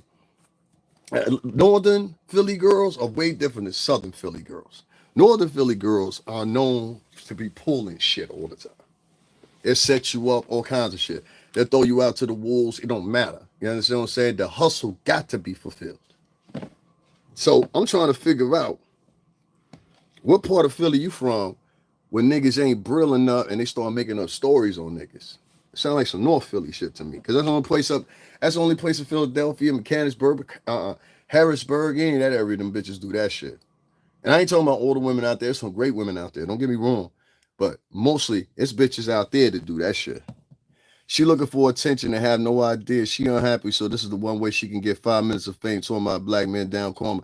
Yo, the bitch went on there talking about I was threatening this white man and I'm like, why are you telling the audience some shit like that? I'm like, you really don't like nigga. Like, I don't get along with a lot of black women that come in here and, you know what I'm saying, say whatever they say or whatever. Or like even that Rosie bitch that came in here, she's Latina. You know what I'm saying? Facts on the Philly girls from the north. I can't make this up. Like niggas act like I ain't never been there. My grandfather from South Philly, from down that area. I ain't gonna say exactly where because the niggas be trying to check. You know what I'm saying? But he is the same last name as me. So I'm asking the question. You understand what I'm saying? I'm asking it clear and clean. What part of Philly do they do that shit at? Cause she putting a stain on the town. I don't know no Philly niggas that get online and be like telling lies on a nigga to, in course to try to defend a nigga, bitch. I didn't work in no motherfucking mailroom. And I don't know why do you keep telling these audiences that, telling them I'm a lie, whatever, whatever, but my works outdo yours. Bitch, you be on live and don't even be on camera. We don't know where the fuck you at. You know what I'm saying? You get online talking about niggas is done this to you, done that to you, and the same shit you talking about niggas do to you, you out here doing the niggas. You talking about it was a troll farm, but you got your own troll farm. They're being here because you had to come in here to hear my live. See that? See what I'm saying, dog? And I don't disrespect the hoe because I know she belong to somebody, but dog, that shit running out. Go get your mans, tell your mans come talk to me, dog. Something got to go. You understand what I'm saying? Cause for real, she running on her last, dog. I don't fuck with this bitch. You understand what I'm saying? And not even a month and a half ago, I was defending the bitch. I was defending the bitch. Where my mother? I was defending the bitch hard. Like I did, like if you was here with me, you remember I did like 6 or 7 lives defending this bitch. Like literally defending this bitch. Cause the chick up in what's her name? The chick up in Canada was at her neck. She was doing like 5 shows a day. She was doing 5 shows a day. She ain't got no smoke for the chick in Canada. That's why I think her and chick in Canada work together. Because I don't never see you put that effort. That bitch do 3 shows about you a day. I don't say nothing negative about this bitch. And she trying to act like I should be scared of her or some shit. Like, bitch, I ain't scared of you. What the fuck? You know how I get down. So with you knowing that, why the fuck you keep fucking with me? You know what I'm saying? Like, mind your motherfucking business. I don't come over there and tell you how to run your shit, and you be over there telling all kinds of porcupines and shit. I don't say nothing. I don't do 2-hour, 3-hour, 4-hour shows on you, mention you in my shows in a negative connotation. I just say, yo, bitch, go on some fucking way and leave me the fuck alone. That's it. You out here blatantly lying. You don't know me, shorty, and I don't know you. But I've done more of a rundown of your history and a positive. I'm the one that took y'all, and I'll share it again in a few seconds here before I show you these pictures and shit like that. I'm the one on my channel that gave a breakdown of how this bitch actually lost out her record deal. I was the first one to do it, and I did it at Universal Music Group. Okay, underline that. I did the live at Universal Music Group, who ascertained by us. What was it called? It was right. They ascertained it by, and it'll come to my mind in a minute. I have a brain fart for a second, but they accumulated the record label by taking over the prior record label from it, and I got the word on the top of my head. It's just I can't say it. But anyway, long story short, she was signed to MCA, right? So when her stories come up about Diddy, they come up from a time when she was with Uptown Records and whatever she was doing over there. Now, I heard you mention in one of your other prior broadcasts that you said, Joe, I used to intern too. So, bitch, how the fuck you out here trying to tell somebody else that they ain't shit for interning at one point? Bitch, you don't even make sense. Like, you got to, see, when you tell a whole bunch of lies, the thing you got to do is you got to keep up with all the fucking lies, even if the lies are slander. So you fucking up. You can't even keep your slander correct. You understand? Bitch, you sat up on one show. I forgot whose show it was. I remember saying this now 3 times. She said, oh, I worked in a record pool. I know. I was an intern for the da-da-da. You said this. And then the whole turn around. And then the whole turn around and do a piece last night talking about Huggy Pampers. Talking about, yo, the nigga was your mail roof. You said the same shit on Storm and Rose. So thanks for clarifying that. Now niggas know I was telling the truth. She said the same shit on Storm and Rose page. Storm took that shit down, though. I can say peace to him. He took that down because I can't find it no more. So he must have took it down because he knew she was lying now. He thought she was telling the truth at the time, though. Everybody believe her sometimes. Everybody believe her sometimes. But on my mama, I don't bother this bitch. On my mama. If the bitch won't tell you she want to make me an enemy because it makes good press for her. But she's not my enemy. You know what I'm saying? I was calling her our sister in music. Even her ex-girlfriend, OG Patrice, gonna tell you how I used to hold this bitch. I came in the game like, okay, well, that's one of my, because I knew it from a different tone. And then like, you know what I'm saying? Like how I perceived her and how she really was two different things. But the whole time from the time I started here, I never really had no malice with a bitch. The bitch always had malice for me from the get-go. So I think that's the type of person she is. She's kind of a viper. And like I'm a Taurus and she a Taurus. We will kill each other. Like y'all don't understand this shit. Like I'm trying to tell you, like she is the same type of Taurus I am. I think like we're both about the same extreme level. But she would always be trying to pump it up a little bit. I'll be like, yo, bitch, chill the fuck out. Like chill the fuck out. Plus, like, yo, bitch, I'm half Cuban. I'm crazy. Like, don't you peep scenarios? Like, I was just on here the other day with my homegirl speaking Spanish with her and having her introduce. She's Cuban. You know what I'm saying? I got like thousands of her. You know what I'm saying? Like, this, well, I'm being funny. And I told you. Like, bitch, I told you. Like, what you thought? You thought I was playing. Right now, I don't get into that shit. I don't get into lying to people. Because when you lie, you got to keep that shit up. And then sooner or later, little pockets of your lie go start to filter out. You see what I'm saying? So I'd rather say fuck you than lie to you. I've always been like that. Anybody that know me in real life know that about me. I'd rather say fuck you, figure it out, than argue with you. I'm not doing that with you. I would never believe all that about Diddy. I feel Diddy is being too friendly to wrong people and collected information. Yeah, it has a lot to do with that, B. I agree. I agree. Guys, make sure y'all double tap the screen, hit the like button. I take this time right about now. $ STRINGERBELLA0. Please donate to that. Support that. I got a couple things coming up, so I want to, you know what I mean, be able to do that right. Let me see who donated. Thank you very much, Karen. We got one person so far. Shout out to Karen for donating. I appreciate that. You know what I'm saying? Everything counts. Appreciate that. Also, my birthday is coming up, guys, this week. So make sure, because I'm going to be out there working. You know what I'm saying? Because this is what I do. My page is monetized. There's products down below you can purchase. You know what I'm saying? Please double tap that screen and hit that like button. I appreciate it. Unless you are trolls that have been sent over here by one particular vlogger female. You know what I'm saying? I say welcome because I ain't going to dish you. I'm just going to tell you what it is. Shorty's not telling you the truth. You know what I'm saying? She's lying to you and delivering her truths. And she lying on me. You understand what I'm saying? And I don't appreciate that shit, bitch. There is no mail room at Bad Boy Entertainment. You ask anybody at Bad Boy, first of all, the fucking building, the whole building wasn't Bad Boy. The building was a multitude of different record companies. One of the people that was in there was Random House Publishing. Who else was in that building? 1540 Broadway. Thank you very much. The rest of y'all hit that like button, man. What's the problem? What's the problem? Well, the problem is probably me. Like, that's another thing too. There's so much like I consider myself black, even though I'm half Cuban, I consider myself black. So there's a lot of black male hate on YouTube nowadays. It's been perpetuated by women like this woman that I'm talking about currently right now. She does that. She just did that to me today. So when y'all hear me on here and y'all hear me shake and scatter and say, yo, these black chicks is out of control of this, that, and under the 30. Y'all niggas get mad at me and say, you can't talk about the black queens like that. I'll be like, yo, do you see what these bitches be doing? I can't sit back and not talk about them. If a bitch do me wrong, if a nigga do me wrong, I'm gonna talk about it. If a bitch do me wrong, I'm gonna talk about it. The fuck you gonna do about it? I have not brought this woman up. I have not disrespected this woman. Like I said, as of 2 months ago, I was taking up with a bitch because the girl up there in Canada was eating her, she was eating her food. Like this bitch was spinning like 3 joints a day. I couldn't even keep up. I was like, oh shit, she live again. Like I gotta respect it.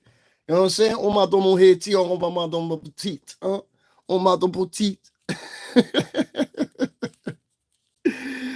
Sit down to madame. What is her name? La petite madame on mangi. La petite madame mangi. On compris. Oui, madame Bouzet. La petite madame. Avec la beau. For real. So anyway, you know what I'm saying? That's how that went down. So I was sitting up there defending the bitch. I'm like, yo, shorty, you ain't got to be talking about it. You doing like 3 shows a day. I'm looking at the tablet. I was like, you doing 3 shows a day and shit. Like, you know what I'm saying? I was like really trying to, because I was like, yo, she went over there and sat with them niggas over there from England, right? And them niggas still, in my opinion, they kind of did a little dirty. You know what I'm saying? But at the same time, I understand they're trying to take their investment. You know what I mean? And so it was some things that went on over there. And the same thing with the Mademoiselle Margie.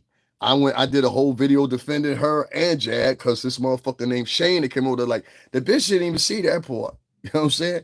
I'm always protecting bitches, always have. I done spent my whole damn near my whole life taking care of bitches.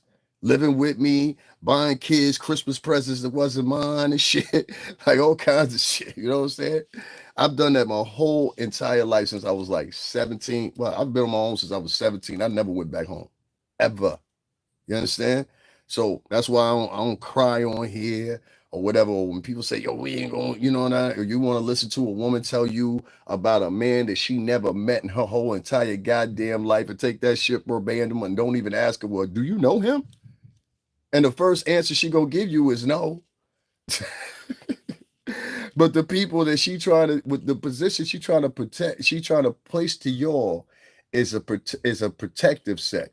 She wants to be able to have the freedom to talk about me, but at the same time have the freedom to talk about me in a negative space. Therefore, she uses it as a navigating tool to get donations from people because of pure simple fact. There's gonna be somebody come over in her chat or people that subscribe to my channel. They're gonna be like, she said he wasn't no good. You know, like there's really women out here that are like that. There's women that have like full, not just her. But there's a lot of women online that y'all not recognizing these bitches for who they are instead of who you want them to be. A lot of y'all dudes, y'all want these chicks to be queens, and y'all holding them up high or whatever. And my thing is, if I hear, like the way I grew up, if you hear a bitch gossiping too much, you already automatic, well, she gonna be gossiping about me in a minute.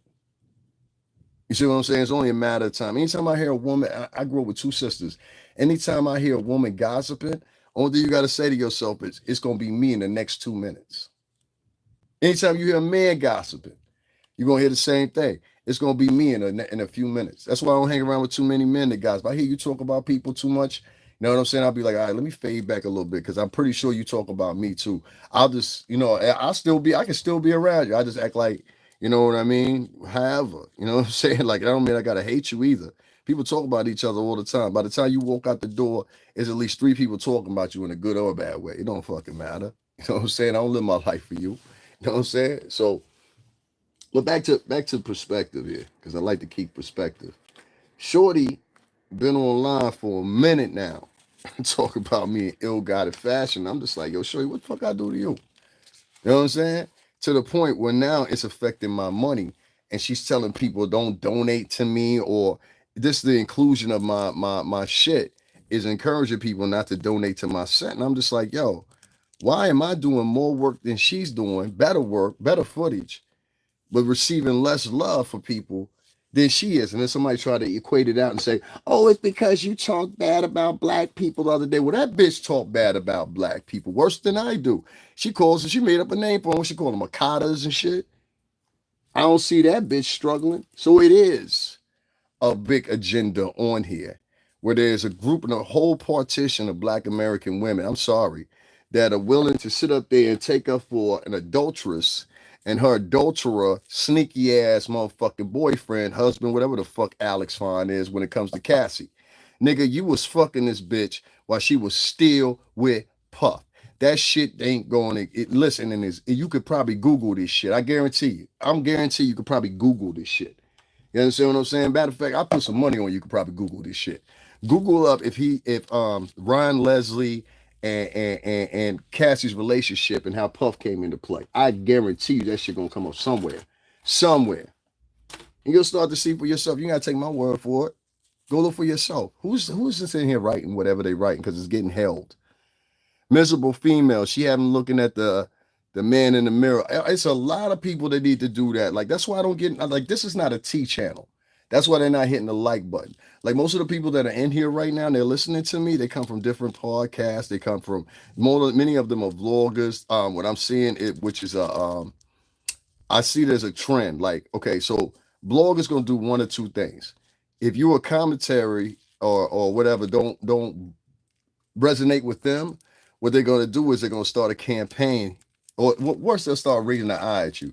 They'll be like, well, why he ain't talking like we talking? That's what's happening. And then they'll try to give you all these falsified versions of the algorithm and all this shit. And they really don't know what the fuck they talking about because the algorithm works differently for everybody. In order for the algorithm to work the same for everybody, everybody would have to be uploading the same shit. Everybody would have to upload the same shit. Now, do they cross paths? Yes. Do they same? No. Mm-mm. Mm-mm. And I know it. I can even know almost sometimes predict within a day or 2 days after stories are going down where shit is going to go to. But never believe that the strategy that any motherfucker gives you here on YouTube is going to work exactly for you. It's not. YouTube is set up emphatically so that won't happen. You understand what I'm saying? Because then you would have everybody successful. No, your algorithm is different, just like a heartbeat, just like a brain path, just like anything else. And that's why I said a lot of this comes from this high mentality that I don't know why this is, but a lot of motherfuckers are accumulating themselves to. What's going on, Lady Spoke? How are you?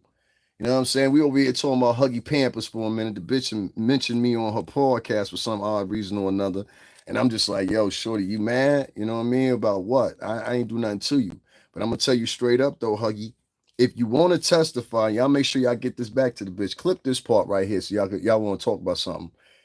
Listen here, Huggy Pampers. Chat. If you want to testify, I'll hook it up for you. Now you answer to everything else. Answer to that shit, bitch. All right? Okay? Entonces saben puti. Puti, ahora que sí. Que digo que es mío. Entonces saben, tú quieres algo, no diga que es mío. Entonces saben la mente, no.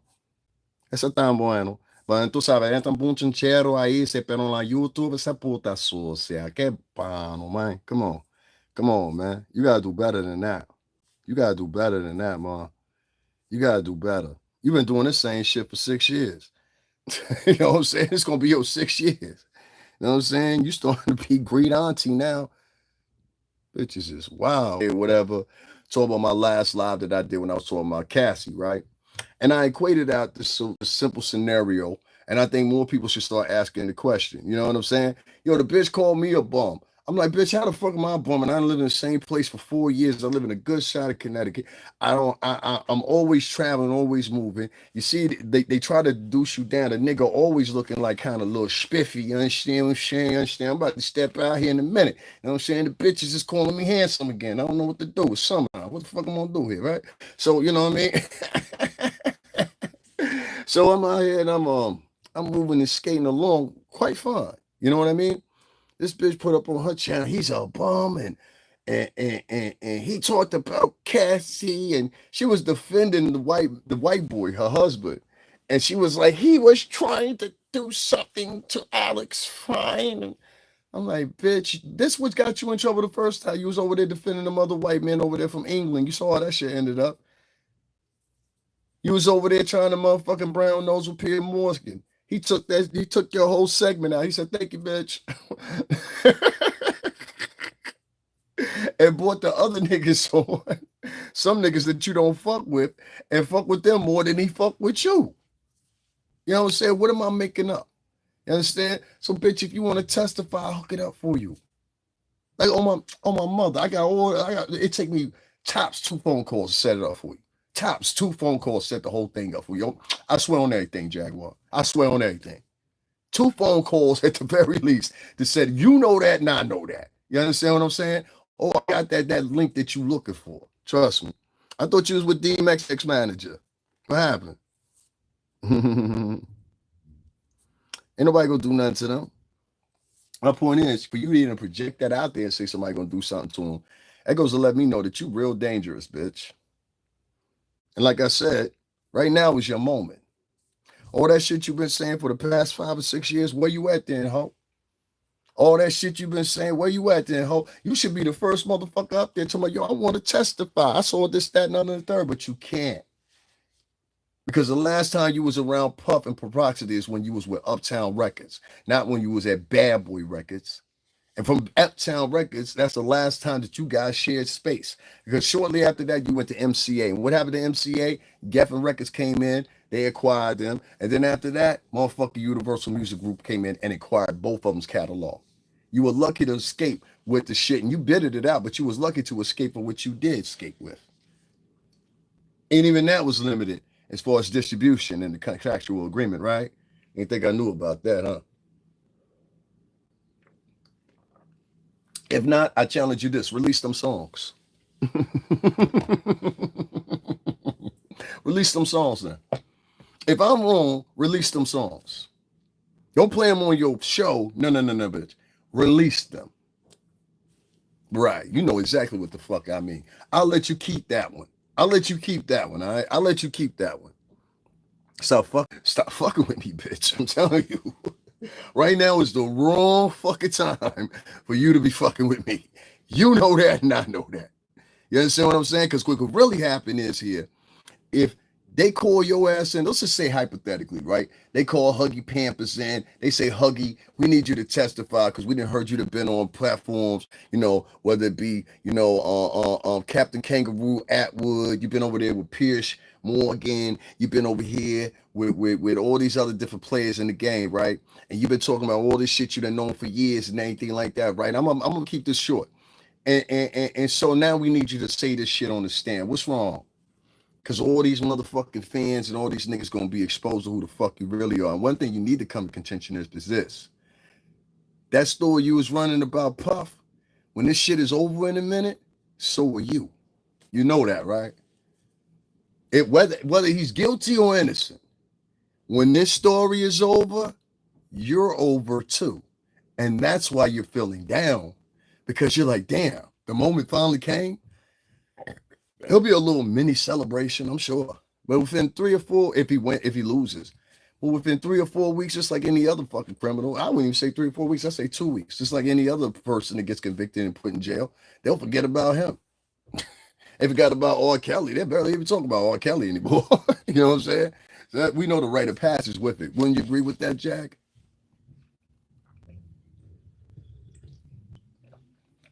When you say in your experience, the niggas forget people, they forgot about you, didn't they? You fucked up your own road. So that ain't my fault. You chose the path of gossiping. And I'll be sure it seems like you involved in the same shit with her. I would advise you to stay clear of her using your name too much. Because when you do proceed with litigation, my friend, that's going to be one of the names that you're going to be attached to. There's a little bit too much talking and attachment between her and Al B. Shore, and Al B. Shore is very pivotal. If Al B. Shore has something to say on behalf of his son or anything that he thinks happened, I think Al B. Shore should be able to say that if he can prove it.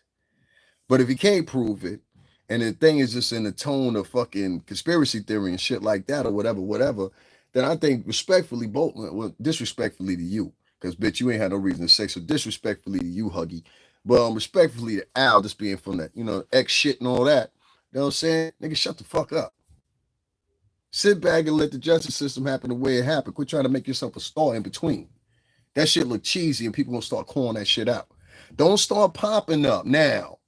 See, if you would have started popping up, see what you should have did, and I don't know who you working with for marketing. They should have told you. The nigga goes to court then. So what you need to do is start popping up here, that, there, doing promo like you want to do, right? You waited until the trial now start. Now you want to sit down with the new nigga. I seen you on the news. You want to sit down and with the news and all this shit now. Like, come on, man. Quit trying with that dignitary voice. You trying to be shy now, nigga? Well, quite frankly, boy, it sounds so fake. Niggas in the bros will talk like that. Nigga, talk with your real voice. Talk with your real voice. Why the fuck your voice been that deep and you sung that soft? Y'all ain't never heard of the Al B. Shore's records. Go back and listen to a song called Night and Day by Al B. Shore. One of my favorite songs by this motherfucker, by the way. You know what I'm saying? I love the nigga to death, man, for real. But I'm just saying, you know what I'm saying? Tell the nigga, yo, get the fuck away from that bitch, son. She gonna fuck your whole shit up. Like, if you got something to say, that bitch gonna fuck your whole shit up, nigga. The jig is up for her. Live, love, life. I feel she may be jealous of you because her white man isn't treated the way she has deserved. This female is dangerous to herself. I don't know if you're talking about Huggy Pampers or you're talking about this one, but I just don't like the fact that Huggy spoke my name in defense, in the storm of defending a white man. And I said, well, damn, bitch, when the white man was after you and your homegirl up there in Canada at the time, I came to y'all's defense. I did a whole video from that. Since then, I put it on private because the bitch spoke about me ill-willingly. I said, well, goddamn, man, you can't even take up for this bitch. Like I don't give a fuck who I'm beefing with. The mature approach to when you beefing with somebody, but some people you can't walk it back with. Like me and Jag, we starting to enter the realm, but we can't walk it back no more because you show me you don't want to walk it back. So I'm cool with that. Bitch, you everybody's enemy. I get it. You know what I'm saying? But there's another nigga, and I ain't gonna say his name, but this nigga, he has said a little bit too much. You know what I'm saying? And so he got to get dealt with. Like if at the very least, I don't know, man. I got to cuss this nigga out real strong. But Shorty was on her live and she was talking about, yeah, I'm surprised his channel is still there. Man, ego be knowing. You understand what I'm saying? Ego will be knowing. I figured that one out, bitch. Ego will be knowing. Ego will be knowing. Anyway, long story short. So fucking smart, figure that shit out. Anyway, long story short. She tried to paint a picture of me that I was something that I wasn't. This is not the first time this woman's done. This is probably like the third or fourth. Previously, she had a video that was placed in a segment up on Storm and Row, one blog of Storm and Row. You know what I'm saying? I ain't no senior man, nigga. How old you think I am, nigga? My hair black, nigga. What the fuck is you talking about? This nigga said senior man. Nah, son, you gotta get the fuck up out of here with that shit. I'm about to block his ass, but I said, nah, I ain't gonna do that. Now, ain't no senior man, nigga. Ain't no senior, nigga. Nigga, I got drip on. What the fuck is you talking about? You know what I'm saying? Don't let this motherfucking polo shit. I might take his polo off there. I got the Italian joint on. I thought this was, you know what I mean? This is like the Italian polo joint. You know what I'm saying? That fedora. You know what I'm saying? Go around the neighborhood. Say hi to people. Now, I ain't no senior, nigga. All right, I got you, G. I'm fucking with you. If I ain't fuck with you, I would have blocked you. That's how I do niggas. You know what I'm saying? I don't even allow you to say something second. So, trust me, I knew what you were saying, dog. I'm fucking with you. You know what I'm saying? Guys, make sure y'all hit up the cash. Y'all support the channel. I appreciate it if you really fall in love with the motion I'm having here. If not, that's fine too.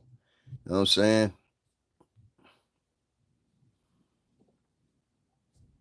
All right, we had Karen and we had some guy, Bradlin, something. I think that's how you said it. He just spelled it different. He donated $30. Thank you very much. I appreciate that. Anybody else, man? Like, my jewels ain't no good, huh? Damn, that's crazy. But bitches is online defending, but it's okay for bitches to be. Hey, man, you can't win with the black and white crowd. So I'm gonna end my shit like this. I'm gonna end my shit with some class. I don't ever go too much longer than I need to. You think, yeah. You know what I'm saying? I don't know what you find funny, what I said was funny or whatever. I don't know. I don't care. Anyway, long story short, I'm in my shit with some class though. My point is, when this comes up, I don't be worried about the money shit. Because I done told niggas already. If y'all don't know, the reason I titled my shit the way it was because one particular woman that I'm talking about right now has been on a tirade of a campaign trying to get people to not believe me, not fuck with me, or whatever. She said I worked in the mail room, which is totally untrue. Oh yeah, let me deal with that real quick before I get off of here. What's the tablet at? I just had it. What did I do with it? I almost forgot to deal with that real quick and address that before I get up off. I can't go nowhere yet. Hold on 1 second. There we go. So she keeps on regurgitating lies and trying to present them as truth. And the bitch don't realize, like, yo, as much as you lie on me, the less people are going to believe you. You know what I'm saying? So in 2005, right? 2005, Revolt TV didn't even exist. Now, prior on one of her lives, she said about me, she said, oh, he worked in the mailroom and he was gone by 2005, right? Revolt TV didn't exist in 2005. Now, this is a Daddy's House recording studio, all right, where I also was recording. That was in 2005. You can tell by my clothes this ain't 2005. Hold on 1 second. Here's me again in the studio after I finished recording, after it was supposed to be a little thing. You see right then and there, I was telling you about my DSLR. That's me with my DSLR right there. That camera was probably about $1,200 worth of shit. So the other day when y'all heard me say, yo, that's why I don't carry around a DSLR because it's too heavy, that's where I had one right there. Once again, Revolt didn't exist in 2005. Let me continue. Here's me in the studio. This is 2005. 2011. No, actually, this is 2013. 2013 to say on the date. 2013. Once again, if I was gone in 2005, that don't make sense. Here's me. Hold on one second. Here's me doing a Ciroc promotion. This is in Georgia. Okay, Ciroc didn't exist in 2005. And you notice that there's 3 flavors on here, right? You see that middle flavor right there? I want to point this out. That's Blue Dot. That was the only flavor we had originally. Then when we added on, you see those 2, vanilla and I believe that strawberry or whatever, you see how very limited flavors it was here, that you knew this was early on in Ciroc. Because Ciroc is all up to like 8, 9 different flavors or whatever the case may be. So you see right here, this is after 2005. You know what I'm saying? Obviously, we already got 3 flavors of, what's the name? Let me continue. Here's me promoting Diddy Dirty Money and Ciroc year on. Everything I got on is Ciroc, including the towel, the hat, everything. You understand what I'm saying? You see on the truck, Diddy Dirty Money. You see on the front right there, Bad Boy. That ain't that's after 2005. Let me continue. Here's a better picture so you can see a little bit better. Again, this is after 2005. I ain't even got to go real deep into my pictures, but I just want to show y'all. Here's us with DJ Envy. Here's all of us. You see that? Ciroc, DJ Envy, and that's me right beside DJ Envy. That's after 2005. Here's us with DJ Pro Style, who many of y'all know. And right there where you see beside him, that's Jacquay, formerly of Love and Hip Hop, used to work with us. Once again, we was doing promotion for Ciroc, which is one of Puff's group. Once again, this is after 2005. DJ Pro Style wasn't even on TV in 2005. Hold on one second. Let me keep going. Once again, as you say me and Jacquay right here, you notice he got a Ciroc Boy shirt on too. We were the real Ciroc boys. Let me continue. We got more than that. I can even take it back in dates for you. Okay, so let me take it back in dates because I like to do the dates. You know what I'm saying? And this is what it really looked like. You understand? At the white party. The white parties is outside. This is what it really looked like. You know, that bitch be explaining shit to you. This is what it really looked like right here. This is off my motherfucking shit. You understand what I'm saying? Motherfuckers is wilding. You know what I'm saying? Wilding. Hold on one second, y'all. This is Gorilla Zoe, who is promoting Gorilla Zoe. You see me in the van. This is after 2005. All right? This is after 2005. This is on Red Cafe's Hottest in the Hood video shoot. Y'all will see that. This is in Miami. This is after 2005. All right? This is the actual building. Y'all will see this in the video. You understand what I'm saying? I think that was 2013, 14, something like that. Hold on, I'm gonna keep going here and show y'all some more.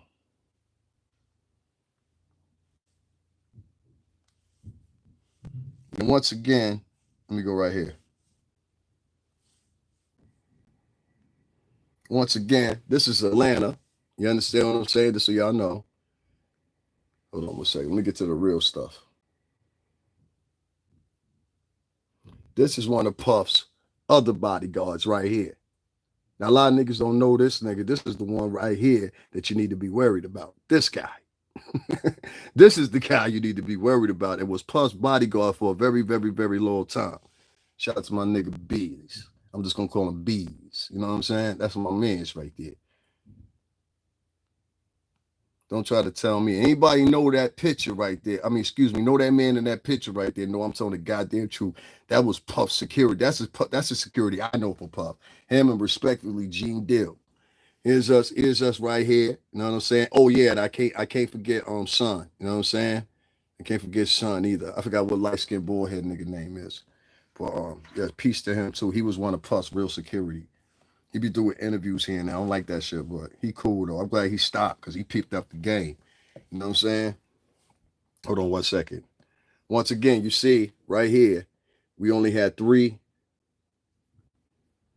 That's a Ciroc truck right there. So this is the same thing you saw in the other one. You know what I'm saying? It's a little more detailed right here with more pictures and shit like that. But like I said, don't tell me I wasn't around. Now, that bitch outside of a solo picture, she can't really offer you no pictures outside 2010. You know what I'm saying? She got a few pictures here and there. Y'all know who that is. She got a few pictures here and there, but for the most part, she ain't got nothing of stability, you know what I'm saying, to point you in the same direction. You know what I mean? I got thousands of these. I'm gonna show y'all some more in a minute. You know what I'm saying? And that's how we got them turned out. Like I said, we only had 3 flavors of Ciroc then. So this is like, I think this is like 2013, something like that. But this is definitely after 2005, what she mentioned. So I'm just debunking that shit right there. If you stupid and you keep rolling with it, you're like, no, you use a dumb motherfucker. Make sure y'all double check and hit that like button. I got niggas out here screwing my name over and y'all cool with it. Like, that's crazy to me. Like, you gotta watch for people like that, dog. Those are not your people. That's why I scream the shit I scream. You know what I'm saying? That's why I scream the shit I scream. You know what I'm saying? Like I said, Atlanta. That's why I scream the shit I scream, because I'm like, yo, these niggas are not with me. These niggas are allowing motherfucker to allow me. Like, literally, a bitch went live to defend a white man once again. Like, I don't like, nigga, fuck that shit. Stay away from bitches like that. Yeah, stay away from me. You go tap dance by yourself, bitch. You know what I'm saying? Because I done said shit about black people on here, that somebody white will come in and they'll act like they're going to piggyback with. I'm like, bitch, I don't fuck with you either. How many white men I have come in here and say slick shit to me all the time? Nigga, I don't fuck with you either. Fuck you, make you think because I said something to that. Bitch, I'm talking to them. I ain't talking to you. I don't need your back. Like, I need backup from them to be legitimized. Like, some shit. Like, fuck out of here, nigga. Yeah, I'm good. You know what I'm saying? You can tell by the way people dress right here that this is in the 2000 teens. You know what I'm saying? Like, I just want to point that out real quick. You can notice by the way these girls dress, this is after 2005. I just wanted to point that out. You know what I'm saying? So, hold on. I got some more for you. Yeah, I'm going to show y'all this album. So y'all can see a Fuel Flesh. Y'all definitely know that album's after 2005. You understand what I'm saying? Huh? This is 2005, bitch. That's why I'm motherfucking insulted. And y'all over there listening to this dumb bitch as she lied. She told niggas I was done in 2005. Does this look like 2005, bitch? You understand what I'm saying? Like, what the fuck are we talking about? And she did all this to sully my name on purpose. For what reason? Because she want to be involved. She want to like inject herself in everything. Cassie don't need your motherfucking help, bitch. And if you want some links, come on up to the motherfucking. Listen, man, I'll hook you up. You want to testify? I'll hook you up. Let's see what you got to say. Guys, make sure y'all double tap that screen and hit the like button. If not, I'm going to be up out of here in a minute. Because it seems like I just got a whole bunch of haters watching me, as usual. You know what I'm saying? But this is the real deal versus that fake shit she be talking. She be imagining shit. Nah, nigga, I was around. That shit you talking about is imaginary, nigga. I'm not going to play pretend with you. You understand what I'm saying? That going me right there. I'm not playing pretend with niggas. Niggas is out here playing pretend and shit. Come on, man. Stop playing with me. Stop playing with me. You know what I'm saying? Stop playing with me. This shit is insulting. You know what I'm saying? Especially when you've been around better. Anybody in the world, no, if I wasn't fucking with Bad Boy, I definitely wouldn't have been around that one nigga leaning down right there. If you know who that is, you know who that is. You know what I'm saying? If you know who that is, you know who that is. Like I said, I was always around, what's the name? This is the staff. You know who that is, you know who that is. That's all I'm going to say. You know what I mean? I've always been around. And you see, toda la mujer latina. You feel me? Like, yeah. Like, stop playing with me, man. I'll always be around bad bitches, bro. Like, you know what I'm saying? What we talking about? And this is the cast from G's the Gents. It used to be a show on MTV. You know what I'm saying? There's Jacqueline in the background again. All these guys right here, this guy right here too, they was all on the show. Cool ass dudes, both of these guys. But the show is called From G's the Gents. You know what I'm saying? But all this shit is real. And this chick out here telling people all kinds of lies on me or whatever, so people won't donate to me or whatever. I'm like, yo, that's crazy right there. Y'all allowing this bitch to do it while she taking donations off a line about me. You said I was done in 2005. You said I worked in the mailroom. Do I look like a mailroom nigga to you? You understand what I'm saying? Do it look like I'm doing mailroom duty over this motherfucker? Bitches like this don't fuck, excuse my French, bitches like this don't fuck with niggas that work in the mailroom. The fuck is we talking about? Él todas las mujeres latinas, tú sabes, por la gente latino, tú sabes, no creo, esta me gusta ahí. Ya puñeta, yo soy la cubano, la mareno a ese, tú sabes, claro. But la gente latino a ese, pero on YouTube. If you know who that is, you know who that is. You know what I'm saying? Like the vibes is there. You know what I mean? Come on, man. Stop playing with me. Stop playing with me. You know what I'm saying? He's just like Cassie's nigga. I done been around Cassie's. What you talking about? That's not Cassie, but I'm saying I've been around Cassie's. I've always been around bad bitches. I was the bad boy for 20, almost 20 fucking years. What you think I was around? We was always around bad bitches. You don't see nobody here at this party. This is a bad boy shit thing. You don't see nobody over here killed over, fucked up, getting ready to leave and linked on or whatever. Everything was always like this, cool, smooth. I don't even remember a fight at any of the shindigs we had. You understand what I'm saying? And you see everybody fucking with me, negro. You know what I'm saying? So stop playing with me. Hold on, I got some more joints for you. Like, stop playing with me, man. I hate when niggas be playing with me. Like, let me show you how deep it go, right? Let me take y'all back here. Let me take y'all back a little bit. Let me take y'all back a little bit. Y'all want to go back with me? I'm gonna take y'all back a little bit. We got thousands of joints in here. I'm gonna take y'all back a little bit though. Hold on, that one's kind of garbled looking. I got 1 or 2 albums in here. Yeah, there you go. I was going to say I doubled them up because sometimes they be coming out blurry when you upload them. That's me and Puff. That's at the old office right there. This is 1540 Broadway. This is probably the 2nd to 3rd week I started there. And this was, and coincidentally, I think this was at his 34th birthday or maybe 35th birthday that day. You know what I'm saying? That's me and Black Rob right there. Once again, same thing in the office. You ask Gene Deal, he gonna know this office. He gonna know that wall. He gonna know about that sign right there. Go ask him. That's in the office. It look like I work in a fucking mailroom. You understand what I'm saying? That's Black Rob and G Dep early on. You know, that's a real picture of him. You see that right there? That's Black Rob. RP, God bless his heart. That's me. That's when we was promoting Black Rob. Sometimes I wish I could go into town. That's me and BR right there again. Do I look like I'm working in a fucking mailroom?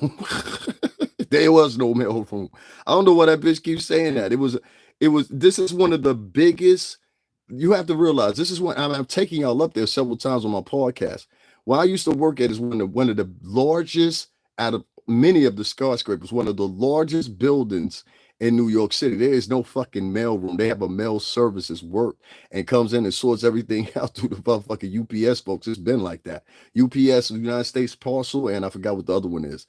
This is Sean. This is the 2nd time Sean ever performed Bad Boys Anthem. That's Black Rob on stage right there. And this is the MTV crew. That's me with the bad boy jacket on, as you can see. Do it look like I work in a fucking mailroom? Like, you know what I'm saying? That's me again. I look real mailroomish, right? Hold on, I got more joints. Hold on, let's keep going. That's me and Sean. That's in the office. Go ask Gene Deal. He'll verify that's the old office because that's the office he was coming to. 1540 Broadway. That's all of us. Again, we in front of the building, 1540 Broadway. You know what I'm saying? That was in Lower Manhattan where Sean was performing Bad Boy Anthem for the first time. This is Sean when Sean was young. And all these pictures are taken by me, by the way. And you can see how torn and ratted they are. So this ain't no AI shit or nothing like that. Nah. These is real pictures. They got smudges on them and shit like that. This is why I tried to tell you I used to go and get a little portable camera from where'd I get that shit from? Dwayne Reed, and then I started getting them from Rite Aid because they were cheaper at Rite Aid. And I paid like $10, and that shit had like 24 photos in it. And I'd be motherfucking, boy, let me tell you, I would be like saving them photos like a motherfucker. That's for real. I had a couple of them. I didn't get to, what's the name? Stop playing with his name. He ain't working no mail. That's what I'm trying to tell him. Like, come on, that's me and Carl Thomas together right there. There was a night called one that's platinum plaque. You know what I'm saying? We was all in attendance for that. You notice I'm right there. Now, this is back before I told you these were disposable cameras, so you know I'm right there with Carl. If that shot is that close, because these shits didn't have no zoom on it. You took one shot and that was it. You know what I'm saying? So you can see I was up close. And you see he made sure that he posed right there for me so I could take those pictures. So I appreciate Carl for that. I mean, shout out to Carl Thomas. Thank you very much. Y'all make sure y'all hit up that Cash App too, man. They out here trying to destroy me. You know what I'm saying? Shorty's out here putting out bad words on my name. Told me I worked in the mail room. I was gone in 2005. This right here is back in 2000. I think 2007 to 2000. They go look out when Carl Thomas album came out. And right there on stage, that's Andre Harrell. God bless his heart. He's passed. Right there's Keith Sweat. Right there's Puff. You know what I'm saying?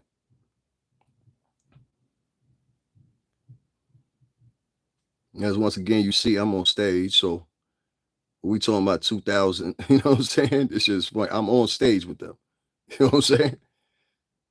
This is Puff's actual office, and this is in 1540 Broadway. You don't believe me? Go ask Gene Deal. This is Puff's office. You know what I'm saying? That's me again. You know what I'm saying? Up in Puff's office. That's where Puff will be sitting at. You know what I mean? And this is at the old building, 1540 Broadway. This is Puff when he had the Baby Blue joint. Now, around about this time, this would have been the time that Gene Deal was guarding him, or in between guarding him. And this was probably like 2003, I think, because this is when Forever came out.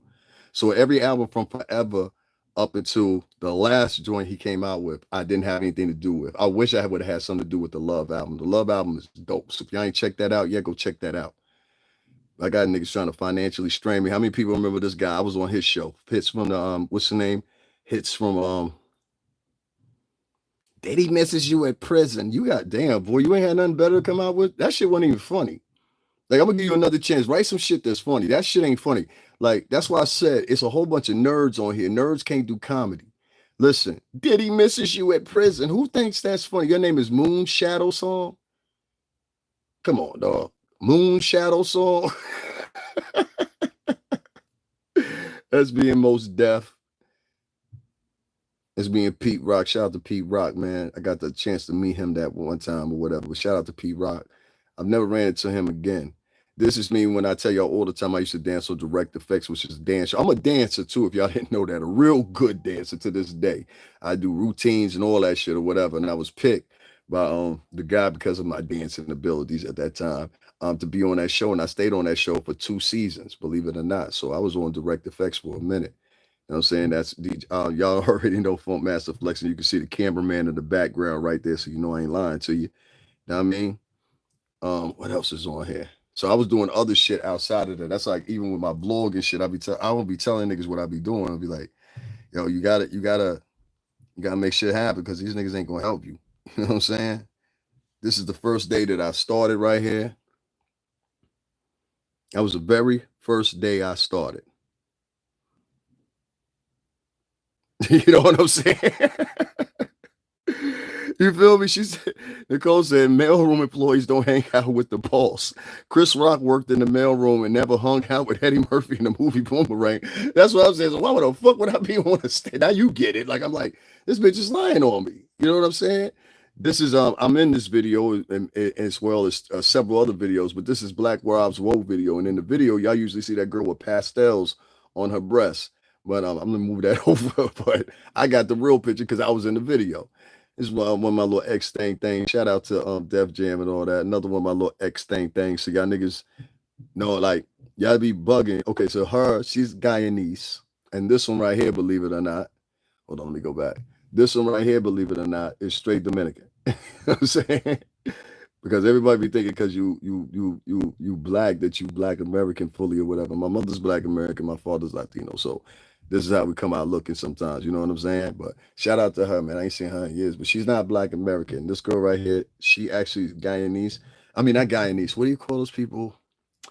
I forgot, but she speaks Spanish and she speaks like this other shit too. But she speaks Spanish as well. And that's why we got along, because her grandmother is Dominican. So that's why we got along. God bless this girl right here. She passed away. She was murdered. You know what I'm saying? She used to be on the team with us or whatever. Yeah, I've always been around beautiful women. That's why I be trying to this day. I just had like one of my peoples on here the other day, and niggas was the same thing. It was like, yo, she is so beautiful. She's Cuban. And niggas just like, yo, she is so beautiful. Bring her back on camera. So I brought her back on camera or whatever. You know what I'm saying? But that's one of my hearts right there. You know what I'm saying? My little dude dirty. Yeah.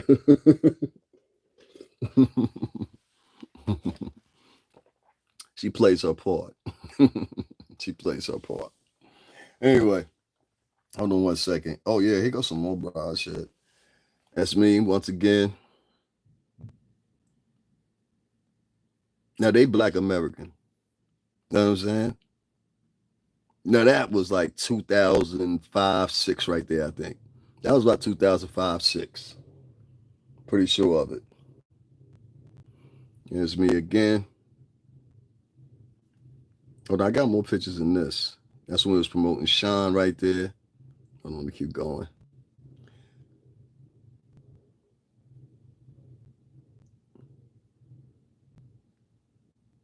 Like I told you, we go all the way back to Puff Daddy Forever. That's a Forever album poster right there. You know what I'm saying? But yeah, been at this a long time. You know what I'm saying? Very, very, very long time. That's me on the Deuce as a young nigga right there on 42nd Street. You know what I'm saying? As a youngin'. You know what I mean? Oh no, I got some more joints here. Because we putting to rest today the lies. This is when we was promoting Big's joint. This was after Big had died. I never got the chance to meet Big. But Gene Dill did, but I didn't. You know what I'm saying? That was way before our time. You know what I mean? I think Gene is like 10, 11, 12 years older than us, maybe a lot more older than that. He's in his like late 50s or early 60s or something. A piece of Gene Dill though, man. God, you know what I mean? This is after 2000, what's in there? Now you notice, now this girl, she's Haitian. Or Haiti. This is my other homegirl. She's half Korean and half black or whatever. You'll see me in another picture of her in a minute.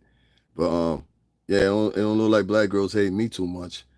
You know, don't look like I hate them too much either. They seem to like me just right, huh? They seem to like me just fine. Y'all know who that is? Y'all ever seen that clip? Her name is L'Oreal. But y'all ever seen that clip where what's his name? Michael B. Jordan. And the girl says, "Yeah, I went to high school with you." Da, da, da, da. He said, "Yeah, yeah, yeah. I remember you used to make fun of me. I was a corny guy, right?" That's her. That's how she used to look. Y'all saw how big she was when she was talking to Michael B. Jordan on that red carpet or whatever, and she tried to stab him. This is the same girl. This is L'Oreal. This is how she used to look. And she used to be Red Cafe's artist. You know what I'm saying? On Shakedown Records. And Shakedown was part of what's the name? Puff's imprint with the deal he had with Red Cafe. You know what I'm saying? So you see me wearing a Shakedown shirt right there if you're paying attention. And that's L'Oreal, which is one of his artists who's now on the red carpet doing interviews. So shout out to L'Oreal. Like I said, this is in Miami. This is at the Cleveland. You know what I'm saying? Puff always had us in the best shit. You know what I mean? Me once again, la mujer de la cubana. You know what I'm saying? I'm always around beautiful chicks. I don't know what niggas be talking about. I'm always around beautiful women. Okay, they about 4.5, but you know what I'm saying. And all these girls right here, same thing. They island girls. Same thing with her. Believe it or not, she's what's her name? She was Haitian. This is my homegirl. I haven't seen her in years. This is my homegirl, Erica, right there. She got a baby and a family now, but that's still my bitch right there. Shout out to Erica. Love you, girl. She was the artist too. You know what I'm saying? But one of the dopest ass girls you ever meet in your life. She used to work at the Sean John store right across the street from Bryant Park for a long time. So many people remember her from there. Do it look like black girls don't like me? Look like they like me just fine. You see me with my hand? Boy, I grabbed a cup of ass on her. She let me do it too. I was like, God damn. That's why I stopped her. I was like, your ass is fat than a motherfucker. Some girls doing that, they dress crazy. You know what I'm saying? Because I know a minute y'all's gonna say, where's the black girls? That's my homegirl right there. She been in a lot of videos. You know what I'm saying? Shout out to Aisha, man. That's my homegirl right there. That's my heart. She got a little family and everything now. This is my homegirls from England right there. I think that's it, right? No, there's more. This is on Ocean Drive in Miami. You know what I mean? Same thing. They all handing up, y'all wondering, Ciroc. So this is after, once again, this is after 2005. You know what I'm saying? Shorty made it look like I was just, you know what I mean? You know, and that's why I be trying to tell niggas be talking about that. I've been around money for a minute. Like, we was waking up like this. Like, what is you talking about? You know what I'm saying? On Haiti, on Mademoiselle on Haiti. This is real Haitian girls. They carry pistols, shit like that. You know what I'm saying? Miami-Dade girls. Miami Gardens girls. Y'all know what I'm talking about. This is all Miami. You know what I'm saying? It's down there quite frequently. You know what I mean? It's beautiful, beautiful, beautiful. See, Miami Beach. And this is actually North Miami. So this is the real Miami right here. Aventura, Biscayne, all that is over here. The cruise ships that leave out of Miami right there. You know what I'm saying? I got more. Hold on. We got way more than that. But I just wanted to dispel the black girl thing because it's like, yeah, like I've been fucking with black girls. I done took care of black girls before. Get the fuck out of my face. I can't stand when people come on my podcast and say shit like that. And I'll be like, yo, what the fuck do you mean, dog? I done took care of black chicks before, like literally. They ain't have nowhere to go. You know what I'm saying? It kind of, because I always had my own place. I've always had my own place. Yeah, here's a good set right here, too. So once again, this is a whole different year. This is 2013, I think. Once again, Miami. We went down there every year.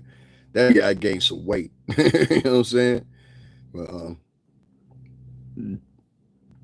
we had to stay at the bullshit hotel down there at that time because that was all that was available because it was Memorial Day weekend. And this is when we were promoting Get 'Em to the Greek, which also came out after 2005. You know what I'm saying?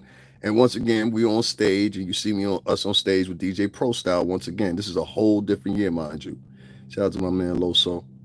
You know what I'm saying? Get 'Em to the Greek. That was a movie Puff was in. One of the first movies I think Puff was in. And we was promoting that. Like I said, we were on stage, you know what I'm saying? Having fun. Once again, you see Ciroc. I think we had one extra flavor at that time. Hold on one second. This is at, I forgot what the name of that club is, but this shit is huge. Like, let me just give you a scope of how big it is. This is where all the big niggas go to. You know what I'm saying? That's me with the hat on right there. See me right there at the bottom with the hat on. I tried to twist to my Ciroc outfit. I was like, now fuck that. That should go right with the fedora and all that. You know what I mean? But that's me. You see how big this place is, right? It's actually bigger than that. It's an old movie theater they made into a club. But they kept the aesthetic of where the screen used to be. That's now the stage. But this is all in Miami. It's all foggy in there because they got hookah going on, everything else. But this is us after that. But there, Dream, Cleveland, you in Miami, you know what I'm talking about. He's out there with them real exotics. Like, I've been around shit like this my whole entire life, though, since I was 20 going on 21. I've been around this shit my whole entire life. You know what I'm saying? Once again, let's promote Get 'Em to the Greek. You know what I mean? Like, I've been around for a long time. That's why my bitch said I was going in 2005. I said, huh? Excuse me, y'all. That was 2011. Still past 2005. What's going on, Janelle Nemax? Ain't shit, man. We was out here a little while ago, you know, throwing some prophecies together and things like that, whatever, as far as what it come with with Huggy Pampers. I'm say Huggy Pampers. She had did a podcast last night. I always owe him because he always fuck with me. She had did a podcast sometime today. I don't know if it was today or last night, whatever, I don't care.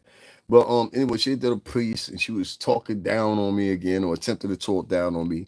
And as many of y'all know here, I've been telling y'all, there's about 4 different vloggers that have been trying to sully my names in the efforts so y'all won't support me financially. They're jealous of me, or they're either trying to use me to gain attachment to something that they don't have no attachment to, if that makes any sense to you. So, and that'd be Puff, and that'd be Cassie. So last night I did a piece about Cassie, and I broke down the fact. I said, well, you know, Cassie was first with Ryan Leslie, and Puff technically took her from Ryan Leslie. And then subsequently, Alex Fine took her from Puff. You understand what I'm saying? So it goes to the magnitude of the old adage they say, you're going to lose her the same way you met her. And I don't have to say nothing else after that. You're going to lose her the same way you met her. You see what I'm saying? So for me, it's like, you know what I mean? I'm looking at reality and these niggas is looking at make-believe. I said, well, we going to talk about something. We got to talk about character too. When she started fucking with Alex Fine, she was in Puff's house. Yeah, it's a hardcore jealousy because I listened to this bitch with my own 2 ears say what she said. And she was like, you gonna listen to some bum ex. I'm like, yo, bitch, what the fuck I say about you? I was like, this is the second time you saying something about me and I ain't said shit about you. Like, if I was on here and I was like, all these other bloggers, they like to talk about her all the time or whatever. I totally don't talk about this bitch. Like, at all. It's no reason to talk about because I know the truth. Bitch, I know, like, listen, let me put it to you in perspective. Bitch, I know who gonna show up in court. I done been known for a week who on that list. Y'all motherfuckers getting privy to it. I'm not. All right? Why? Because I know different motherfuckers than you. So with that being said, and if you follow what you just seen from me, follow this. The fact is, and the remains is this. You can't go around here online day after day after day after day after day trying to get people to talk about you to garner some attention. Fuck all that. Bitch, if you really about it and you say that everything that happened the way it happened, come testify, ho. That's the Jaguar Right Challenge. Now I'll say your name one time. Come testify, ho. If you that adamant in what you say, come testify, ho. I'll set it up for you. Fuck it. It'll take me one phone call. One phone call. Huh? See, unlike you, I can still walk into the steps to the music industry at multiple different labels, talk to multiple different people, because I don't do what you do. I don't talk down on people to rise myself up. Usually when you see people do that shit, that's from somebody from like low self-esteem and shit like that. But you invite people over to my channel and you proudly telling them to lie on me in order to distort these people so they won't garner nothing from, so I won't garner nothing from them, or you feel like I shouldn't be supported or whatever. When y'all see me, I'm doing the work. The other day when I had to be at the courthouse or whatever, I had to get up at 5 something in the morning to get dressed and be out of here by 6:15 so I could take a 40-something fucking minute ride and plus get on the train once I had finished taking that ride. So it was really like an hour-long ride to get to New York. I get to New York, I do the live. I don't get number 3 people to donate to me. But mind you, at one time I had 300 plus people in my chat room. But I'm listening to people around me. There was 2 or 3 of them that were vloggers or whatever, and they saying less than I am. Like, I'm actually telling you what's going on in the courtroom. Mind you this, I'm telling you what's going on. If you was there with me Wednesday, you know this. If you was there with me Monday, you know this. I was telling you what was going on in the courtroom, like word for word, what was going on in the exchanges, paraphrase, but there. And that didn't garner nothing but 2-3 donations. And I'm like, how the fuck is that? At one time I had like 350 people in the chat. And I'm like, no. That right there is trajectory. That is someone that is telling a crowd, don't support this man, because in reality, the podcaster is jealous of this person. And if y'all can be manipulated that easily, I don't want people like that over here fucking with me. I really don't. Like, respectfully, I don't. You know what I'm saying? Because that's ridiculous to me, bro. Like, you just go on your podcast and tell people don't donate to somebody or whatever. And I know none of y'all gonna care here, but it doesn't bother me. It's just interesting to me that, bitch, you got your time period right now. Right now is your moment, bitch. If you had something to say, then fucking say it. If not, shut the fuck up. So I don't want to be, I didn't been on all the podcasts. You don't want to be on podcasts because it's motherfucking game time, nigga. You want to sit on a bench. That's why. You sitting on the bench right now. It's game time, ho. 5.5 years you've been telling these stories. It's game time. What's up? You wanna testify? I'll hook it up for you. It take one phone call if you want to testify. I swear to God. One phone call, man. You understand what I'm saying? We get you on and slide up on in there. You can tell your story. See, y'all make sure y'all go tell that bitch that when y'all talk to her. Other than that, bitch, stop lying on me. Stop lying on me, ho. You look pathetic, and it challenges you because I was just able to dispel you within a few moments with just some photos. Your trajectory don't even add up. You said I was going to 2005, but here I am with pictures from 2012, 2013, 15, 16. I ain't even finished. There's more in there than that. I just stopped to keep the pace of the show. My point is, bitch, where your pictures at? Because the only pictures you got is up-to-date pictures where you rocking with people here and there, a few muttered pictures here and there. I seen like a total, I think maybe a totality, you got like 4 or 5 pictures that circulate around. And they old. I got old and new pictures. I got pictures with Maura Curry. I got pictures with many of different people. So I got the old ones from this year and ones from 20 years ago, 25 years ago. Where your pictures at? Because it seems like to me, you ain't got no motherfucking, like, how could you have been an artist and not have pictures? That shit bugs me anyway. Only pictures you got is pictures that other people took. Where your pictures at? Where your videos at? You ain't got none? Sounds strange, right? That sounds suspicious. That sounds odd. Anyway, I ain't going in on girl. That ain't what this joint is about. Like I said, you got anything else to say to me? Sing your mans over here, bitch. Stop talking about me on your motherfucking podcast like we friends, bitch. We ain't friends. We ain't cool. First of all, I labeled you as a suck ass bitch when you did that move, and I was sitting up there taking up for you after you didn't talk shit about me before.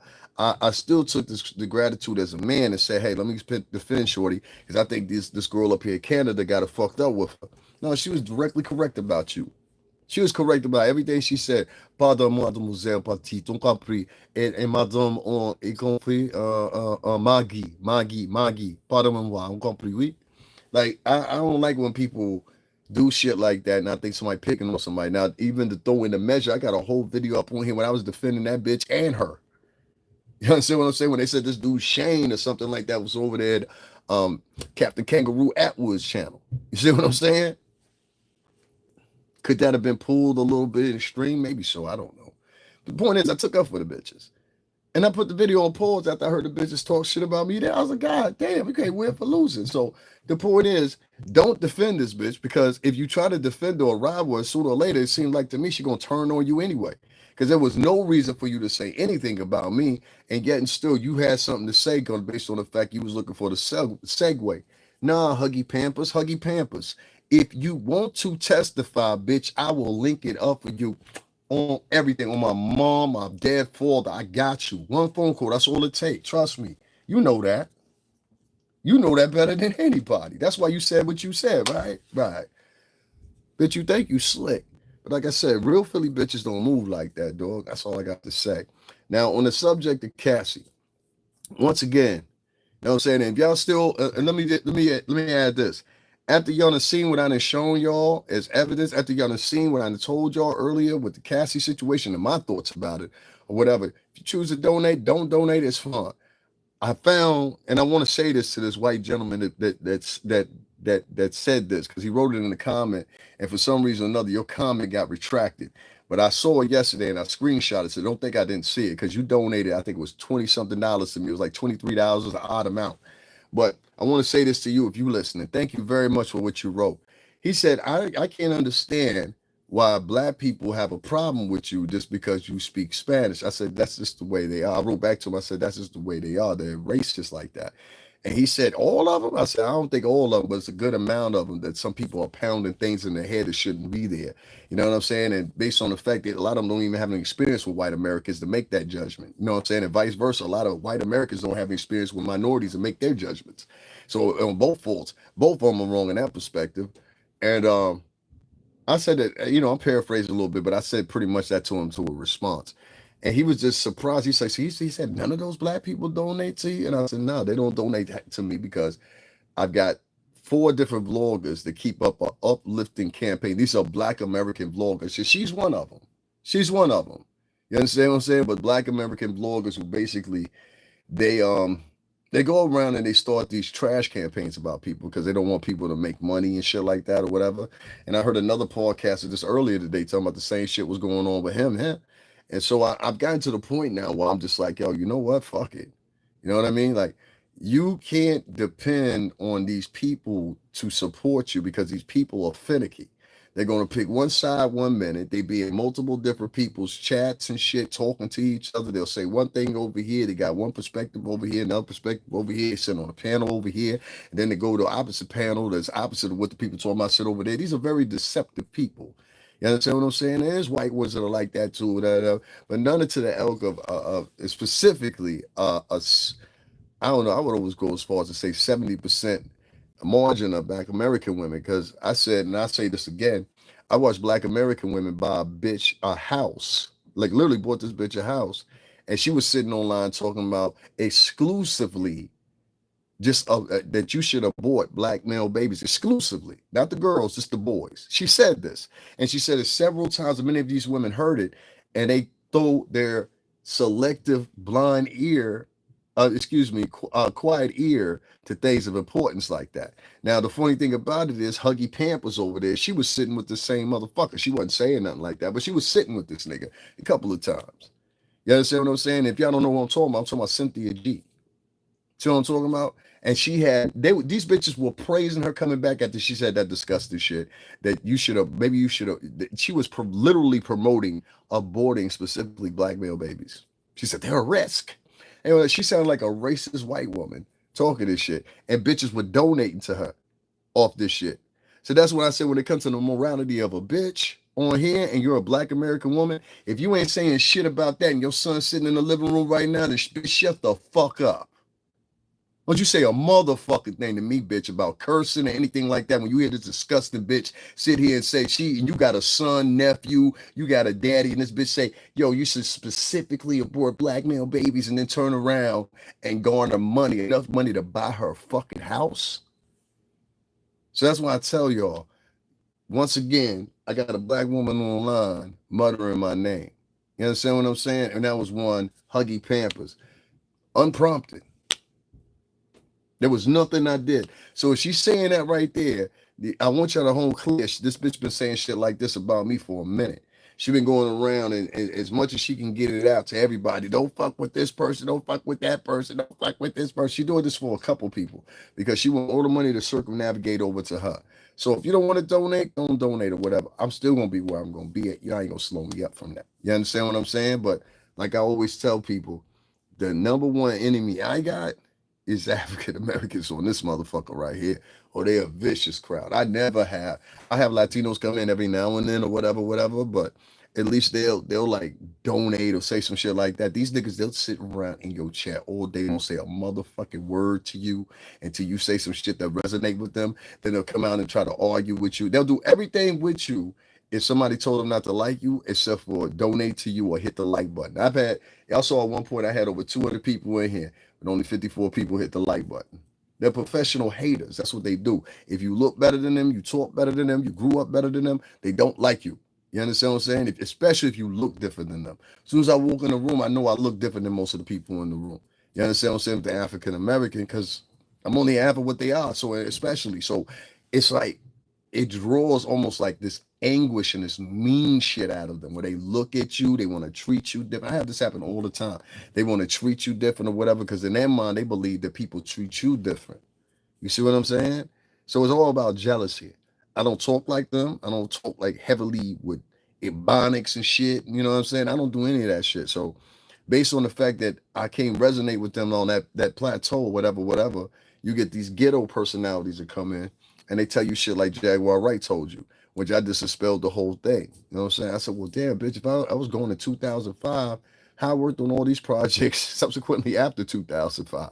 Carl Thomas was after 2005. All that shit I showed y'all was after 2005. That's why I was going by the ones that I knew the dates versus all the other ones I have in there. I've got probably like 20 different albums in that one right there. And then I got another spot that's got more photos than that. So, you know what I'm saying? Feel free to just understand that there are now women of color out here trying to sabotage men. I saw it first with Cynthia G when she did what she did and was able to collect enough money to buy a house. And this bitch is literally on the platform. She got kicked off YouTube. And another YouTuber picked her up and started interviewing the bitch so she could further her message. And black American women didn't have shit to say about that. See what I'm saying? Didn't have shit to say about that. It's okay to want to abort black male babies, but it's not okay. Like I don't understand the ideology. You know what I'm saying? And they donated to this bitch enough that she was able to buy a house. If I'm lying, I'm dying. You know, so when you got these folks in here, and I'm just saying, if you got these folks in here that are so easy and quick to believe anything or whatever, even when somebody is lying to them, you know what type of tapestry you in. So that is it, man. I'm gonna end this because, like I said, ain't no money here. I ain't fucking with it. Ray BS, Rob BS, I appreciate you tuning in. Harvey Brown, Janelle Loymax, always a pleasure. Dwayne Parker, appreciate you. Nicole, appreciate you. Um, let's get this cocksucker up out of here. Talking about some moon dog. Pamela, appreciate you. Yuri Jenkins, appreciate you. Pamela Reese, appreciate you. BD, appreciate you. Easy Q Universe, appreciate you. Vanilla Dimes, Jamie Carter, appreciate you. Who else up in here? Penny Williams, appreciate you. Who else up in here? Yuri Jenkins. Lady Sparkle Smooth always. What's going on, New York? BD, appreciate you. Infamous Sylvia, appreciate you. Nicole, appreciate you. BD again. Miss Kim, what's going on from Australia? Mommy, what's going on, baby girl? That's my homegirl right there. Jody Ball, no respect, no boy. Booty chaser. Since when was it a thing for the street? What the fuck is this nigga talking about? Oh, got one of them motherfuckers that write niggabonics. He wrote, no respect for no boy booty chasers since when was in a thing for the street. Boy booty chaser, who's a nigga? Kill yourself. I don't know about, yo, these niggas be funny as hell. Like, you ever seen these nobody niggas lately that be jumping online and they be like, I ain't got no respect for nothing. And these niggas is literally nobodies. Like, you check the background and the pedigree of a lot of these niggas is living with a bitch right now because if she kick them out, they ain't got nowhere to go. You understand what I'm saying? You gonna have to hit somebody's sofa. The type of niggas ain't never had been a name on a leash ever in their life. Seems like we're in between. It's like we're in between lovers quarrel and she's punishing Diddy for something. Am I for the MC? Yeah, niggas used to try to run that when I first started telling I was for the MC. Somebody said, why y'all so sensitive? Let him speak of his experience, raindrop daiquiris. Yeah, it's all good. I don't really be worried about it. Like I told y'all, like the people have been listening to me for almost 5 years. And then one day, and I would always spoke Spanish, like off camera. Like I would always admit it to what I was, but I never spoke Spanish. I was off camera, right? And so one day somebody came into my chat room and they said something in Spanish and I said something to them. And they started typing shit and I started saying something to them. And I literally watched the chat. I had like, I don't know, like 90 something people in the chat. I slowly watched the chat just deviate and go down and go down and go down. And this was from African American people. They're very racist, very racist. They hide it very well, but you'll find them like say somebody white comes in, they'll start calling a white woman snow bunnies and shit like that. I say, well, what if they call when a black woman walked in? They'd be like, "Come here, nigga gal," because that's what they used to do. Come here, nigga gal. You understand what I'm saying? And so it's like it blows my mind that like this bitch today, she disrespected me to take up for a another bitch's husband who's a white man. You understand what I'm saying? And this is the second time she's tried to take off for somebody. Cause y'all didn't see me. I'll say some shit about niggas and then somebody white come in here and say something. I'll be like, nah, nigga, you can get it too. What the fuck you mean? Like I'll cuss them out right behind. I ain't asked for your help, nigga. I'm talking to them. See, and don't get that fucked up and confused about me. I live in Connecticut. I live around this whole state is like 37% white. Now, I used to live in another part of Connecticut from here, but it was on the shoreline. And it was really, really, really white. You go to the bulk of this city where I'm at now, same thing. It's mostly Italian, Greek, Portuguese, so on and forth, and Jewish. And so that's the way I grew up. That's the type of people I grew up around. I grew up around, I'm talking about my late teens up until coming into adulthood. You understand? That period. And so for me, when I see, how can I say it? When I see the moves some of these people are making or whatever, I think to myself, I say, yo, you're doing that to impress people. Because we see a lot of brown noses out here in Connecticut. People from like desperate areas, they usually do the most when it comes to brown nose. And you can smell through it. And like white folks, they think they fooling white people. White people just like, I'll let him go through. He's going brown nose a little bit to get his place in. So they're like, sometimes they're like a pleasing nigga too, but sometimes it could be a trick like you saw in the movie Sinners. Yeah, sure, boy, we sell you. If anything you should learn that from that movie Sinners. Huh? And I'm glad they emphasized that at the end of the movie. Because in the movie Sinners, he buys it from this old white man, right? He buys a plot of land, a building from this old white man, which they're going to turn into a jute joint or whatever. And so this is where the vampires ultimately attack at them and shit like that or whatever. This old white man that sold them the place. Now, did he knowingly know that the vampire was going to show up? I don't know, but this is the point. He sold them that place because the pure simple fact they were going to have the Klan come in after they took their money and did the bill of sale or whatever and come in and shoot it out and kill them. So that's what they had planned. They had found out their plans. So now at this point, the character played by Michael B. Jordan, he's now a vampire. He took out all of them niggas. All of them. All of them. I love that movie. So, you know what I'm saying? Like, y'all ain't got your hand pointing at the enemy. You got some type of thing going on with Black American women, but the only thing they want to do is they taking up for a man, they want to take up for any man except for you. They take up for any man except for you. And you need to start paying more attention to this. They take up for any man except for you. Let me read some more of these comments in here. Yeah, what's going on? Make sure you hit the Cash App, y'all. $STRINGERBELL80. It's going to be, it was crazy how they said that. Yeah, it is.